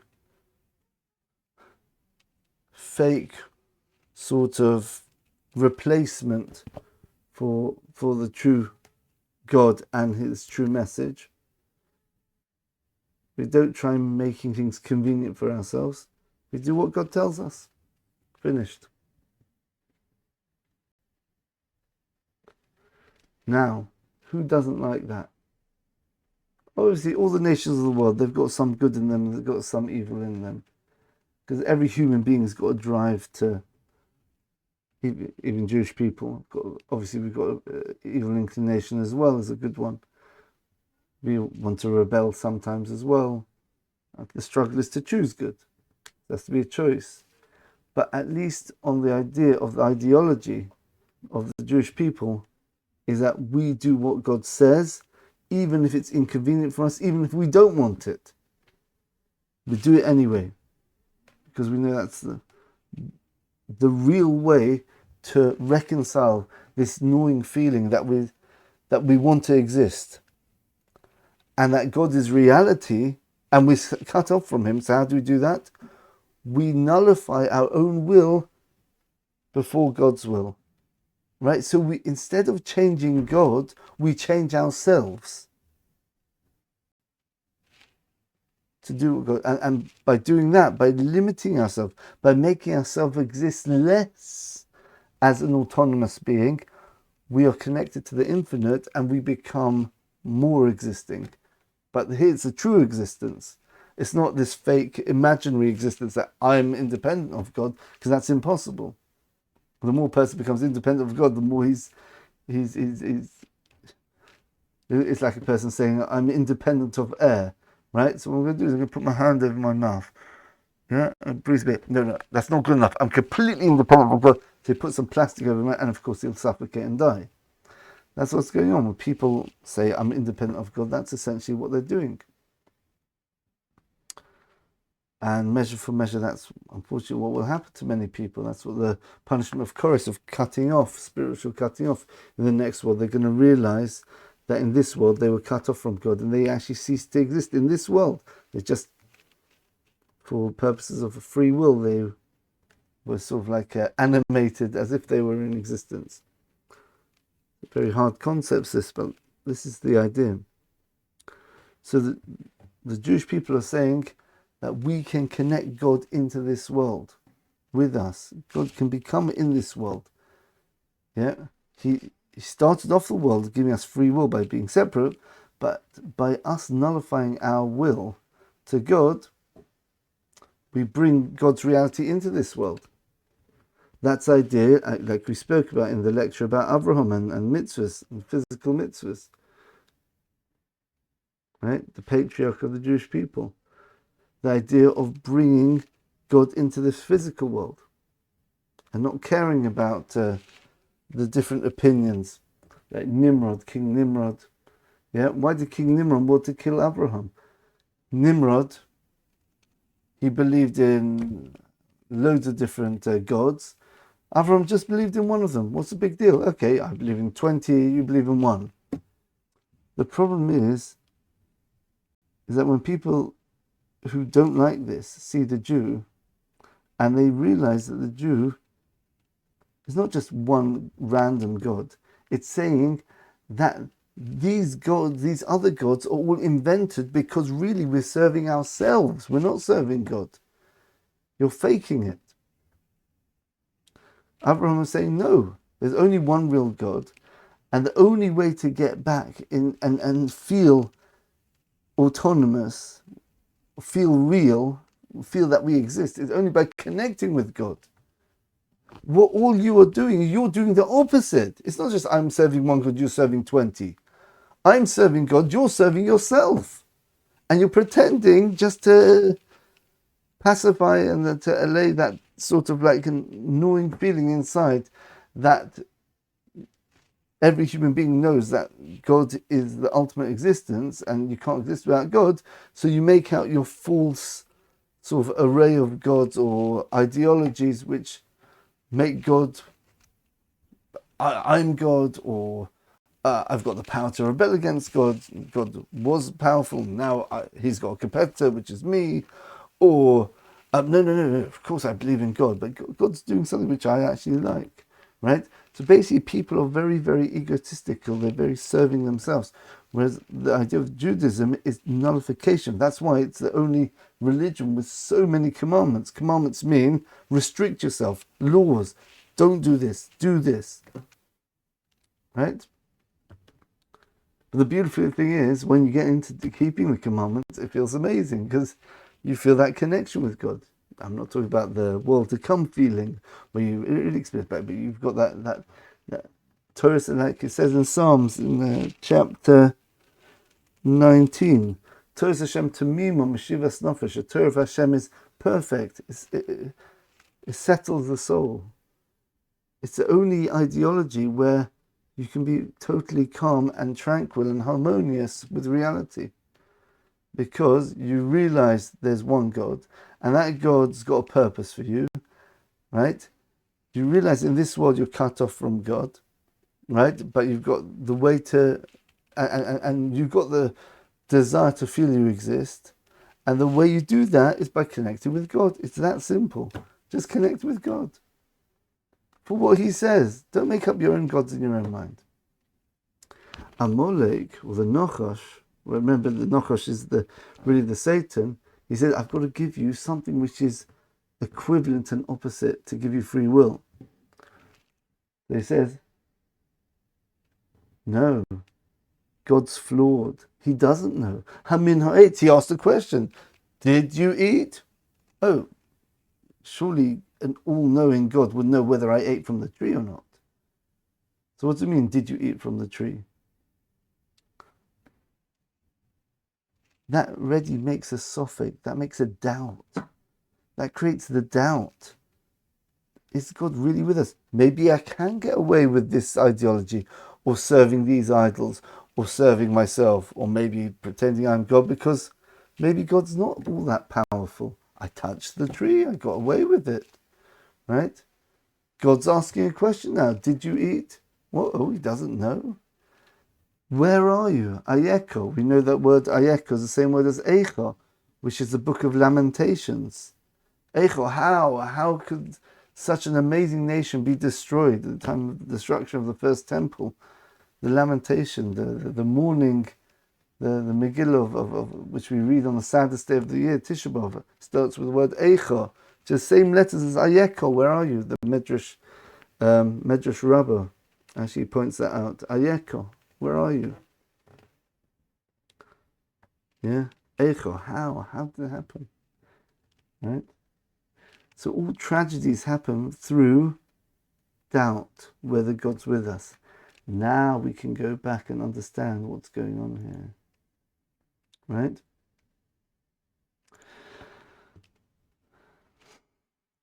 So we said what caused Amalek to come along. Right? We said this is a place where God, the Jews argued with God. They said, as they tested God, is God with us? Is he not? It's very interesting. Rabbi Tatz pointed out there's no word in the Hebrew language, at least in the Torah, remember Torah is reality, there's no word in the Torah of sophic, of doubt, because the Torah is absoluteness. Something either is or it isn't. It's not maybe. And there's no sophic in God's eyes, right? Right? So even the word doubt over here says, is God with us? That means the question is he yes with us or is he not, right? Yeah. Okay, interesting point there. Yeah. But this is what Amalek is. Amalek is the numerical value of sophic, doubt. So when the Jewish people have doubts whether God's with us, why would they do that? Maybe he's abandoned us. We're dying of thirst here. We're in this world. We're in this world all by ourselves. I don't feel God. I don't see him. What's going on? This is scary. So I've got to gain stability because I want to exist. I've got that urge to exist. So count God out somehow. God's really doing what I want, or God's not existing, or I still have to decide whether God exists, etc., etc., etc. Amalek is saying, choose that option. Choose the easy way out. Don't do the hard work. Yeah? You could create. You are creator of worlds like God now. You ate from the fruit, you can create worlds. Look, you created a world of evil. God didn't do that. You did that. Yeah, Satan worshippers are probably the most consistent with the sin of Adam, right? Well, we serve evil because we're the ones who made evil. We brought the reality of evil into the world. God just gave us the option to choose it.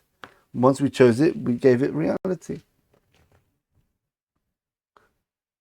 So what is Amalek? Amalek is not just a nation which has the same gnawing desire to feel the sense of self, but has to reconcile it with God. The essence of Amalek is the other option. Amalek is the option of cutting God out.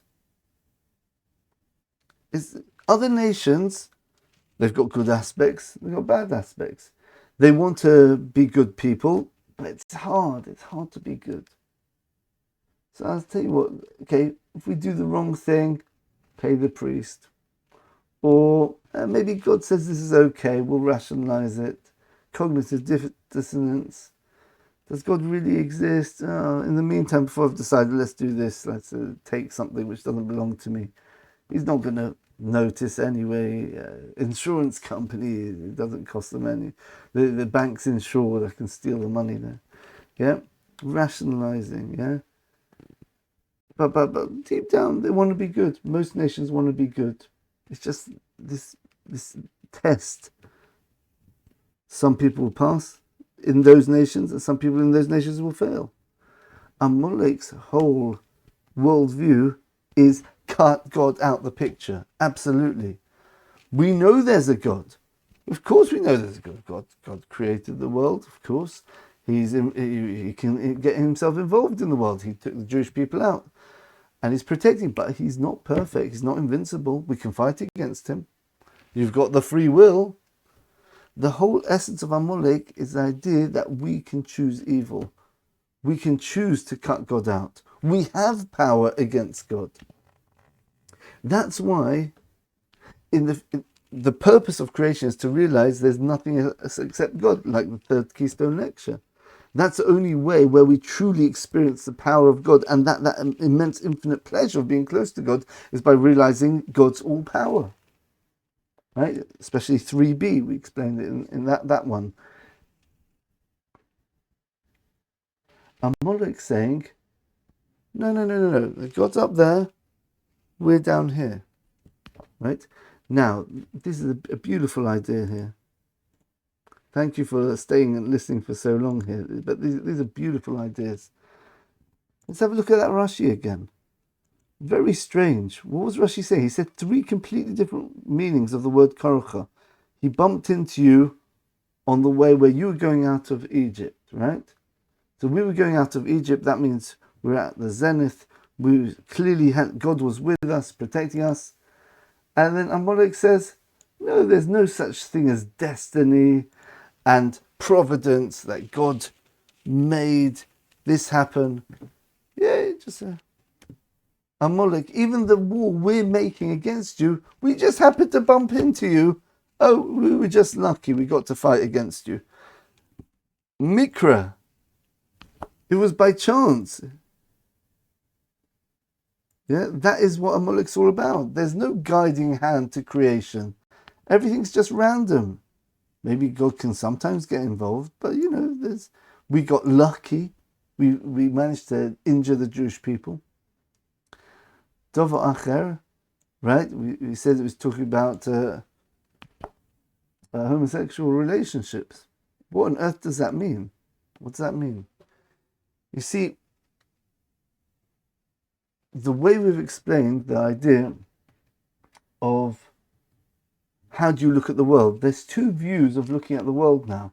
We see that now. There's a Jewish way of looking at the world and a Amalek way of looking at the world. And these are the two fundamental ways of looking at the world. It's really good and evil. Do you nullify yourself to God, or do you cut God out of the picture? One of those 9 different methods, right? Amalek, the Nochosh, bring the snake, trying to bring doubt into the world. The Jewish people say, no, we are very stubborn people. We know the truth and we're sticking by the truth. Right? People think if we're stiff-necked people is a bad thing. That's why God chose us. We get that from Abraham. Abraham had the whole world saying serve idolatry, and Nimrod said, you better serve idolatry or we're throwing you in the fire. I said, I don't care. I'm not compromising truth because of your stupidity or your illusions. They say they threw him in the fire and he survived miraculously. That was the first of the 10 tests of Abraham.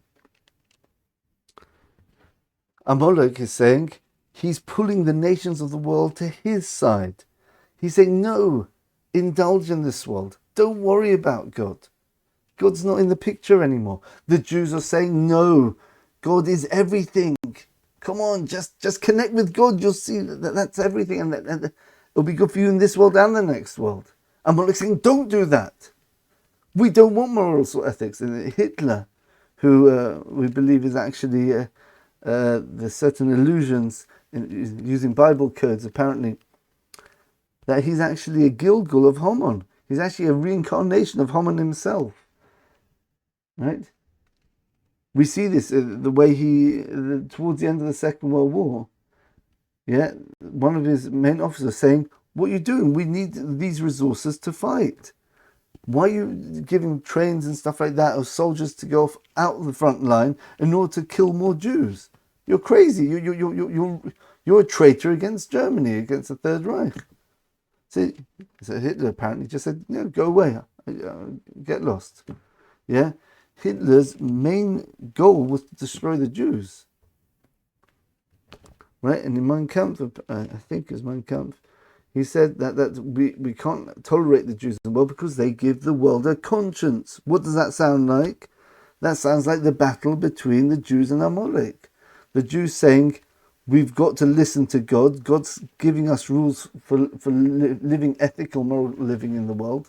Amalek saying, ignore them.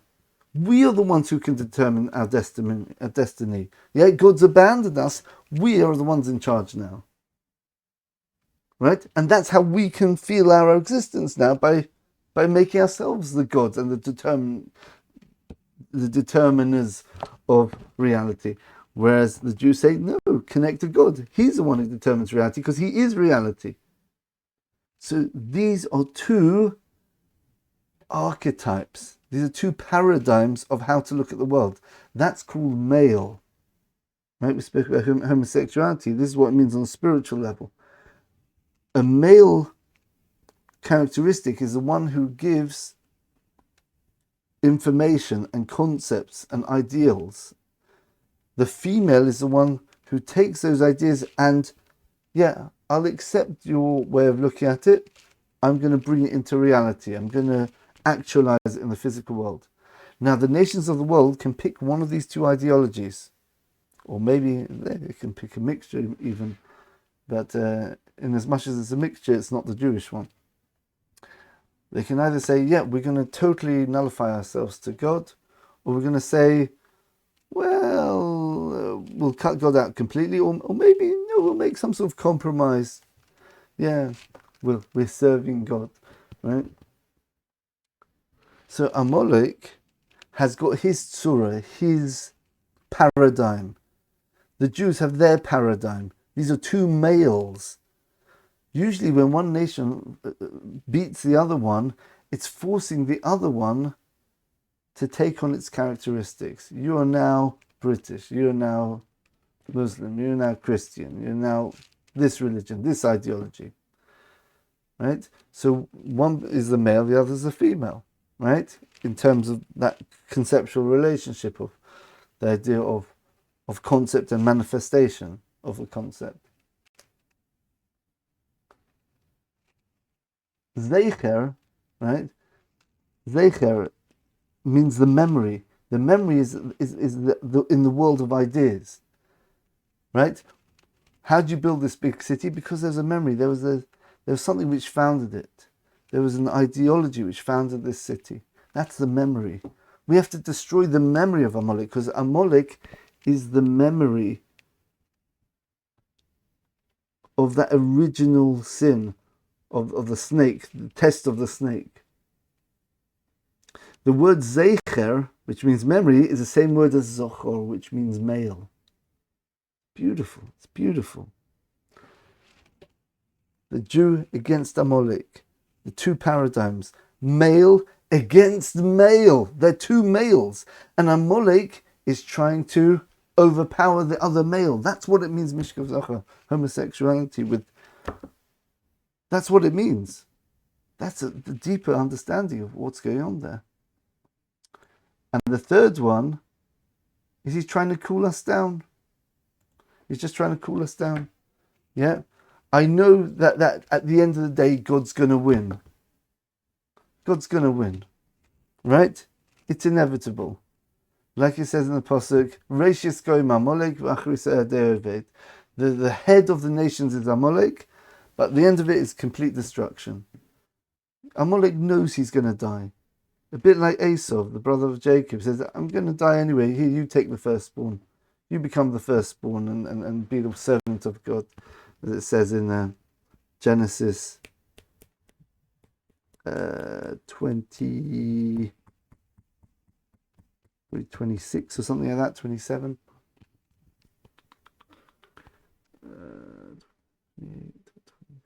I think 27, might be 26. Yeah.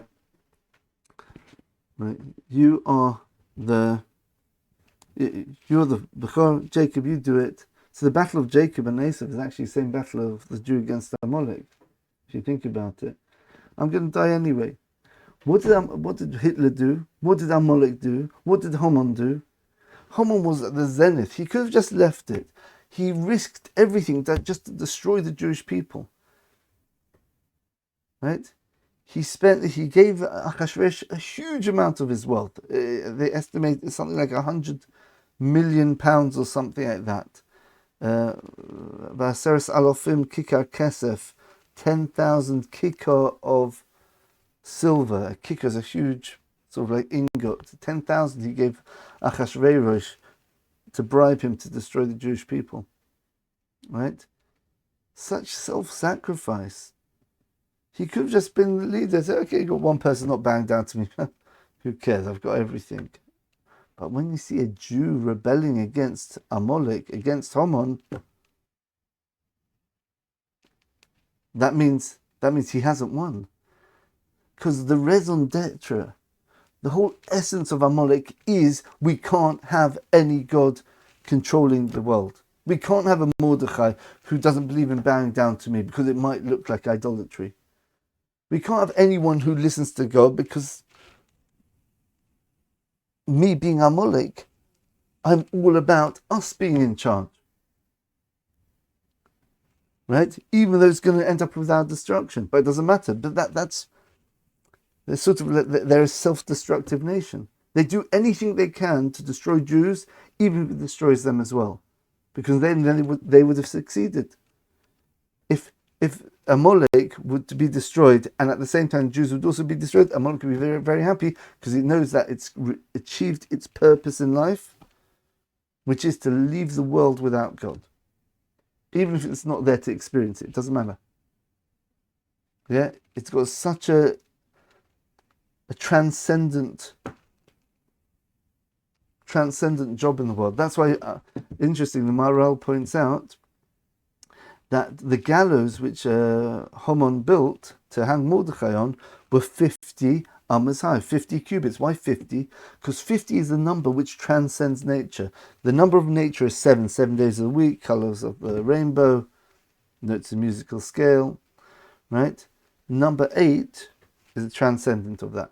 But of course, everything's contained in everything else. So 7 is contained within the other 7, like the idea of fractals, right? The holographic effect.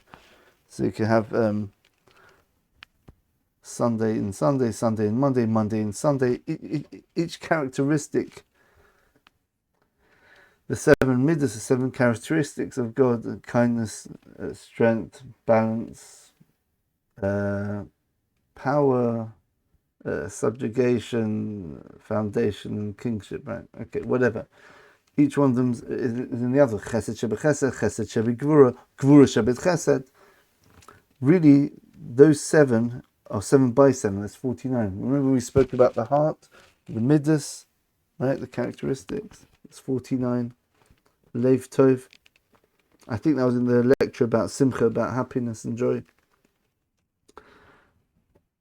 49. But what transcends 49? 49 emotional or in the physical world number of reality. What transcends is number 50. 50 is a numerical value of kol, which means everything, right? It's not just the sum of the parts, it's totality of everything. That's what 50 is. Haman said, I'm going to transcend the world because I'm not part of the nations of the world. I'm not trapped in this world. I am a paradigm. I am a concept. I'm 50. So I'm going to destroy the other 50, the other, my opponent, my antagonist, Mordechai, representing the Jewish concept of the world, the Jewish paradigm. I'm going to hang him on the gallows of 50. But what happened? God said, you try bringing evil more and more and more, it flips and it becomes exactly what I wanted. Everything goes back to God. So therefore, if you push so hard at Amalek, Haman, you're going to get hung on the gallows which you made. Evil destroys itself. A negative times a negative is a positive. Right? That's the idea. Right? That's the idea of the Mishkav Zochar, the male against the male. And that's what Amalek's trying to do. He's trying to destroy Hashem from under the heavens. Yeah, we have to destroy the memory of Amalek, Sophic doubt, that paradigm of evil. Mitachas Hashem, from under the heavens. Yeah, you got gods up there, we're down here. We're making an absolute barrier between the two. God can't come down, we can't go up. Finished. We're in this dimension by ourselves. That's where the damage of Amalek is. And therefore, it's the kingdom, it's the majesty, it's the malchus, it's the kingdom of God which is lacking. Amalek doesn't rebel against God himself, he agrees there's a God. But I don't believe that, but he wants to bring the possibility that God can be cut out of the picture. God can stay in the heaven. Well, we're down here. There's other allusions. If you look at the Rashi in there, but he takes the orlas, the foreskins of the circumcision, he throws them back up to God. That idea of the sanctification of the physical world. That's what circumcision is. He said, I don't want physical holiness in the physical. That's an anathema to Amalek. So he takes them and he throws them back up. Vaizanev b'cha, like Rashi says here.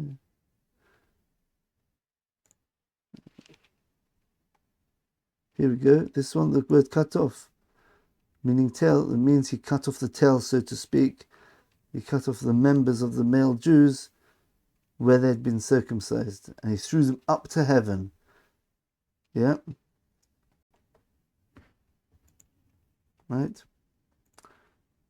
It's just beautiful. You see these ideas just so clearly. Now we understand why the Jews have to destroy Amalek, because Amalek are the mortal existential threat to reality. People who get influenced by Amalek, they're dooming themselves, they're damning themselves. They're cutting themselves off from God. And God created this world for one reason, so people could have infinite pleasure. Amalek is there to stop that.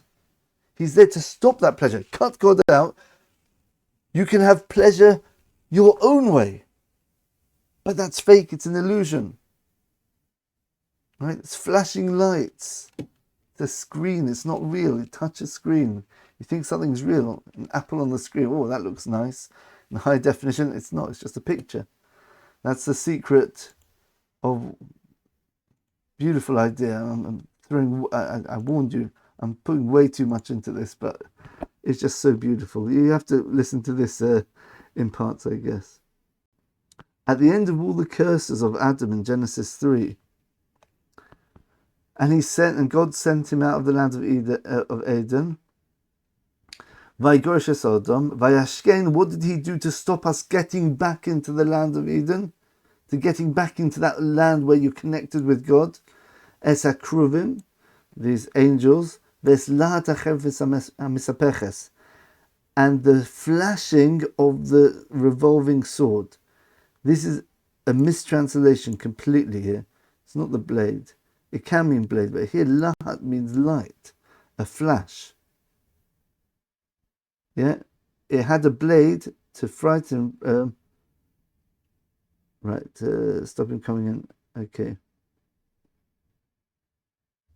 Right. Okay. Maybe it's based on Rashi. I shouldn't be so quick there, but maybe it's one of the other commentaries explains that. The idea of flashing. It just flashing lights.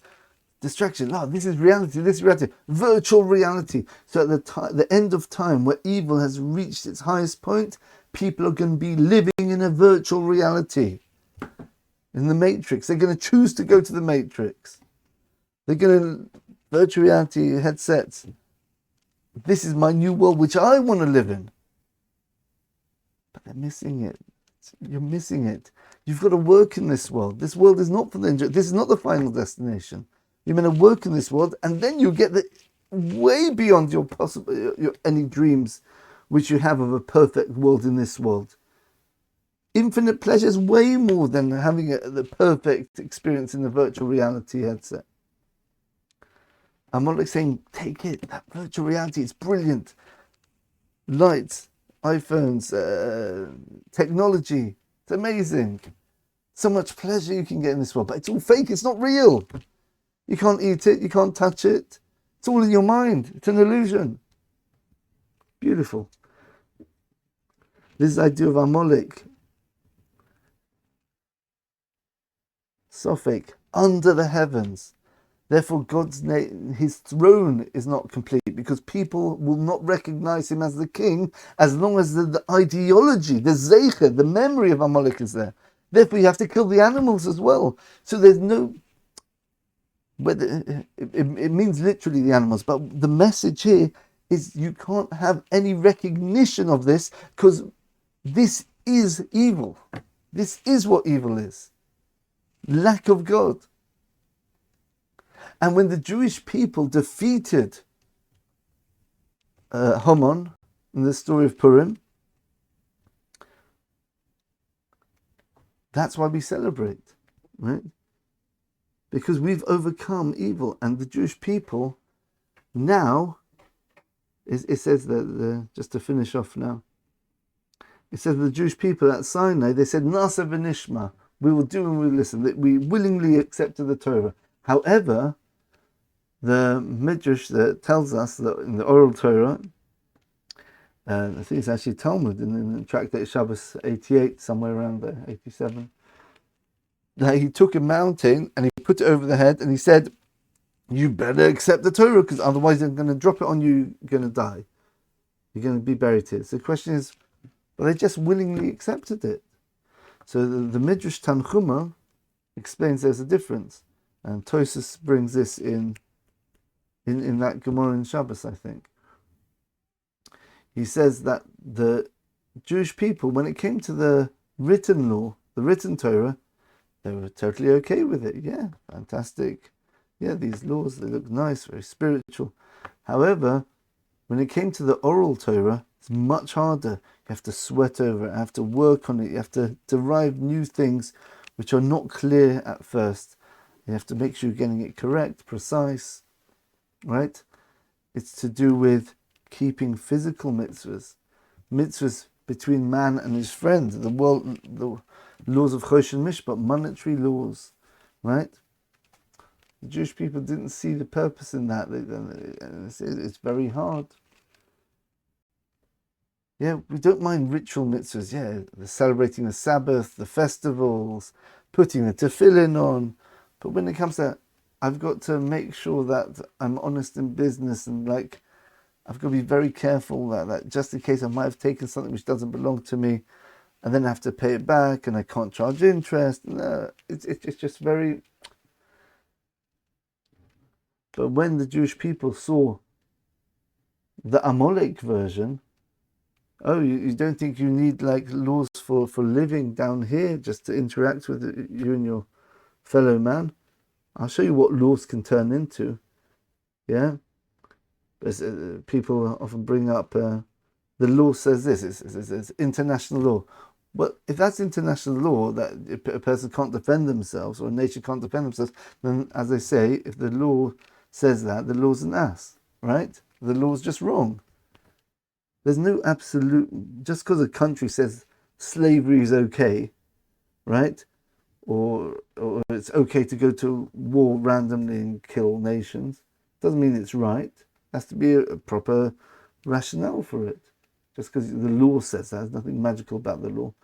So now the Jewish people at the time of Purim realized the need for a law which governs us in the physical world, not just the spiritual side of the Torah, right?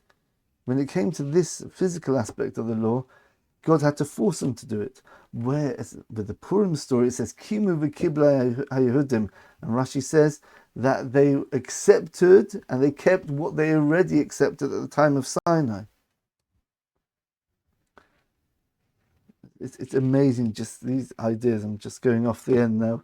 I'm getting in the Purim mood, and once you have your wine, that all opens up, right? You get that connection, right? Yeah. So what we said today, we've explained what the nature of Amalek is, the nature of the victory of Amalek, of the Jews against Amalek, against Haman. Hamin ha'etz, doubt. Amalek is doubt. The idea of cutting God out of this world, experiencing ourselves in our own autonomous self, to cut ourselves out from God. Whereas if the Jews say, we want to feel infinite and all-powerful, therefore we're going to make ourselves nothing in front of God, and we're going to connect so deeply with God that God's infiniteness is going to rub off on us, as we explained in the very first Keystone lecture. We become similar to God. We become givers, not takers, right? We become the ultimate takers, so to speak, by being the ultimate givers. Because by giving infinitely, we become close to God, which is what God wants. That's why He created the world. And the battle of the two ideologies. And that's why Purim is such a fundamental festival. What's it got to do with eating? Remember the eating of the tree of knowledge, right? Partaking in this physical world. When you look at the physical world as something in itself and not to serve God, you're cutting yourself off from God. You're being a hedonist. You're taking this world. So therefore, recalibrate. Make all your physical desires a way of serving God. So now you're taking the lowest thing in creation and you're rising it up. You're fixing that eating of the tree, that eating of the ego, of me, my own personal needs, which Adam and Eve ate from the tree. And you're turning eating into a way of connecting with God now. So that's why the rabbis say that Purim is a rectification of the sin of Adam himself. That primordial sin, that sin which is the source of all evil in the world, that gets fixed on Purim. Amazing. Right? And hopefully we're going to show there's a connection between that and the war of Gog and Magog, by the way. The final war is going to heavily involve Persia. We're going to see that hopefully in an upcoming lecture. So I was going to split this into 2 or 3 different lectures. It looks like we've gone over 2 hours here. I hope you listen to this bit by bit, not get overwhelmed too much. There's so much I've said here, that, and so much more I could have said. It's so frustrating. Right? And that's the idea of splitting God's name in half.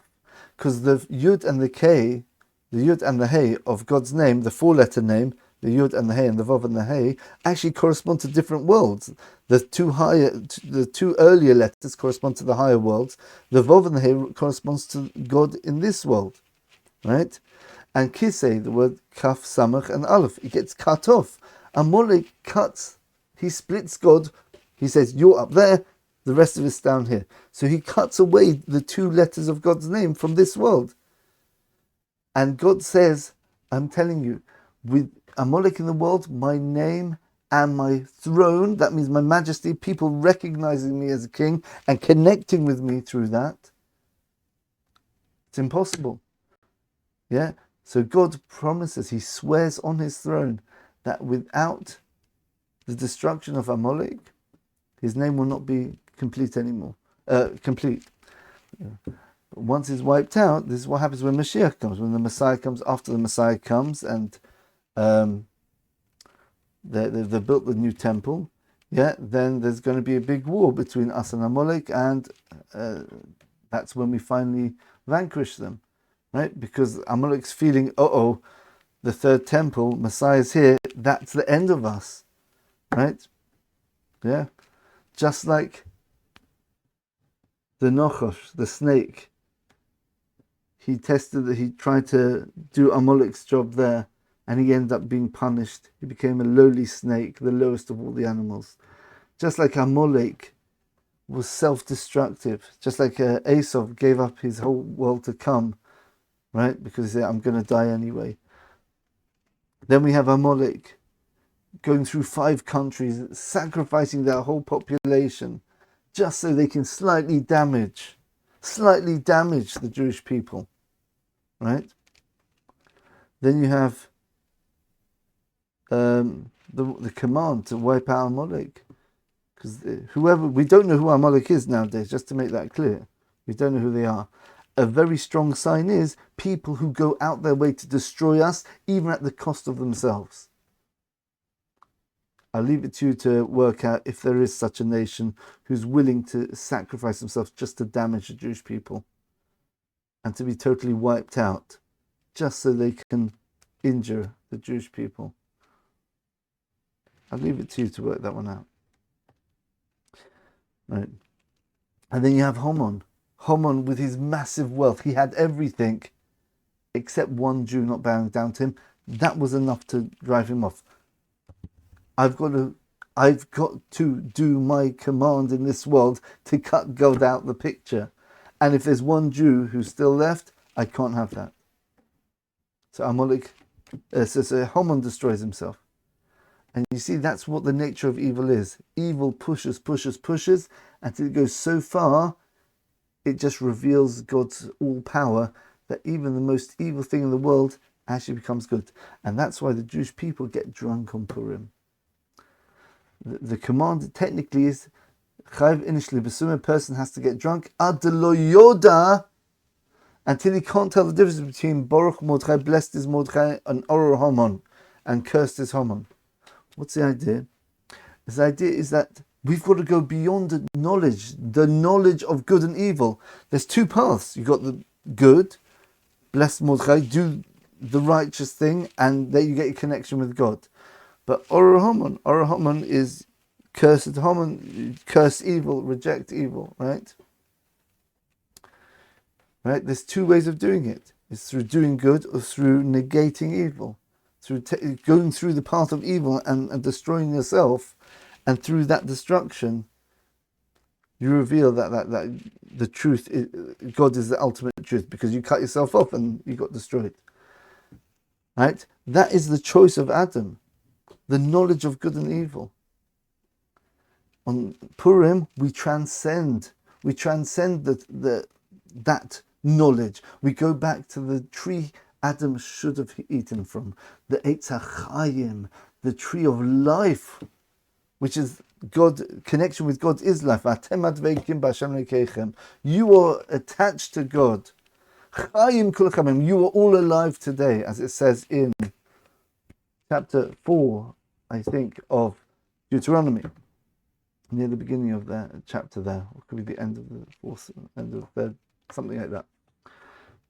Life, real life, is attachment with God. Right? Right. And by drinking, we drink so much until we lose our sense of ourself, of our ego, and everything just becomes just God. Everything's just God. We just see everything's God, right? And we're using it to sanctify ourselves. We're taking the physical and we're using it to transcend. And in many very holy rabbis, when they got drunk on Purim, that's when some of their biggest Torah, some of their biggest ideas came out. It's when they were drunk. It's because they were transcending the world. They took the physical world and brought it up to God with them. And it became like a flow of divine energy into them because of the wine and the Purim as well, the holiness of the day. Purim's the one day you can do that, right? Don't get drunk any other day of the year. And Purim's the day where we lose our da'as, our self-awareness, and our whole awareness is not us. We are nothing. It's all God. And it's just, yeah. You've got to experience it to know what I'm talking about. Hopefully some of you do. All right. Thanks for listening if you listen to the whole thing, thank you very much. Wow. Very, very long. So this is like about 3 or 4 lectures in one now. Okay. Thanks for listening, everyone, and wishing everyone a happy Purim. And hopefully this will be Purim where we get the ultimate salvation. Like it says that the Jewish people, before the time of Mashiach, will have a similar situation where we'll have a king from Persia wanting to destroy the Jewish people, and that will cause the Jews to repent, and through that the salvation will come, just like it came in the time of the Purim stories. So let's just check we answered all the questions. Get my notes here. Yeah. Okay, and wish everyone a happy Purim, and drink safely, right? But drink with a purpose, right? All the best.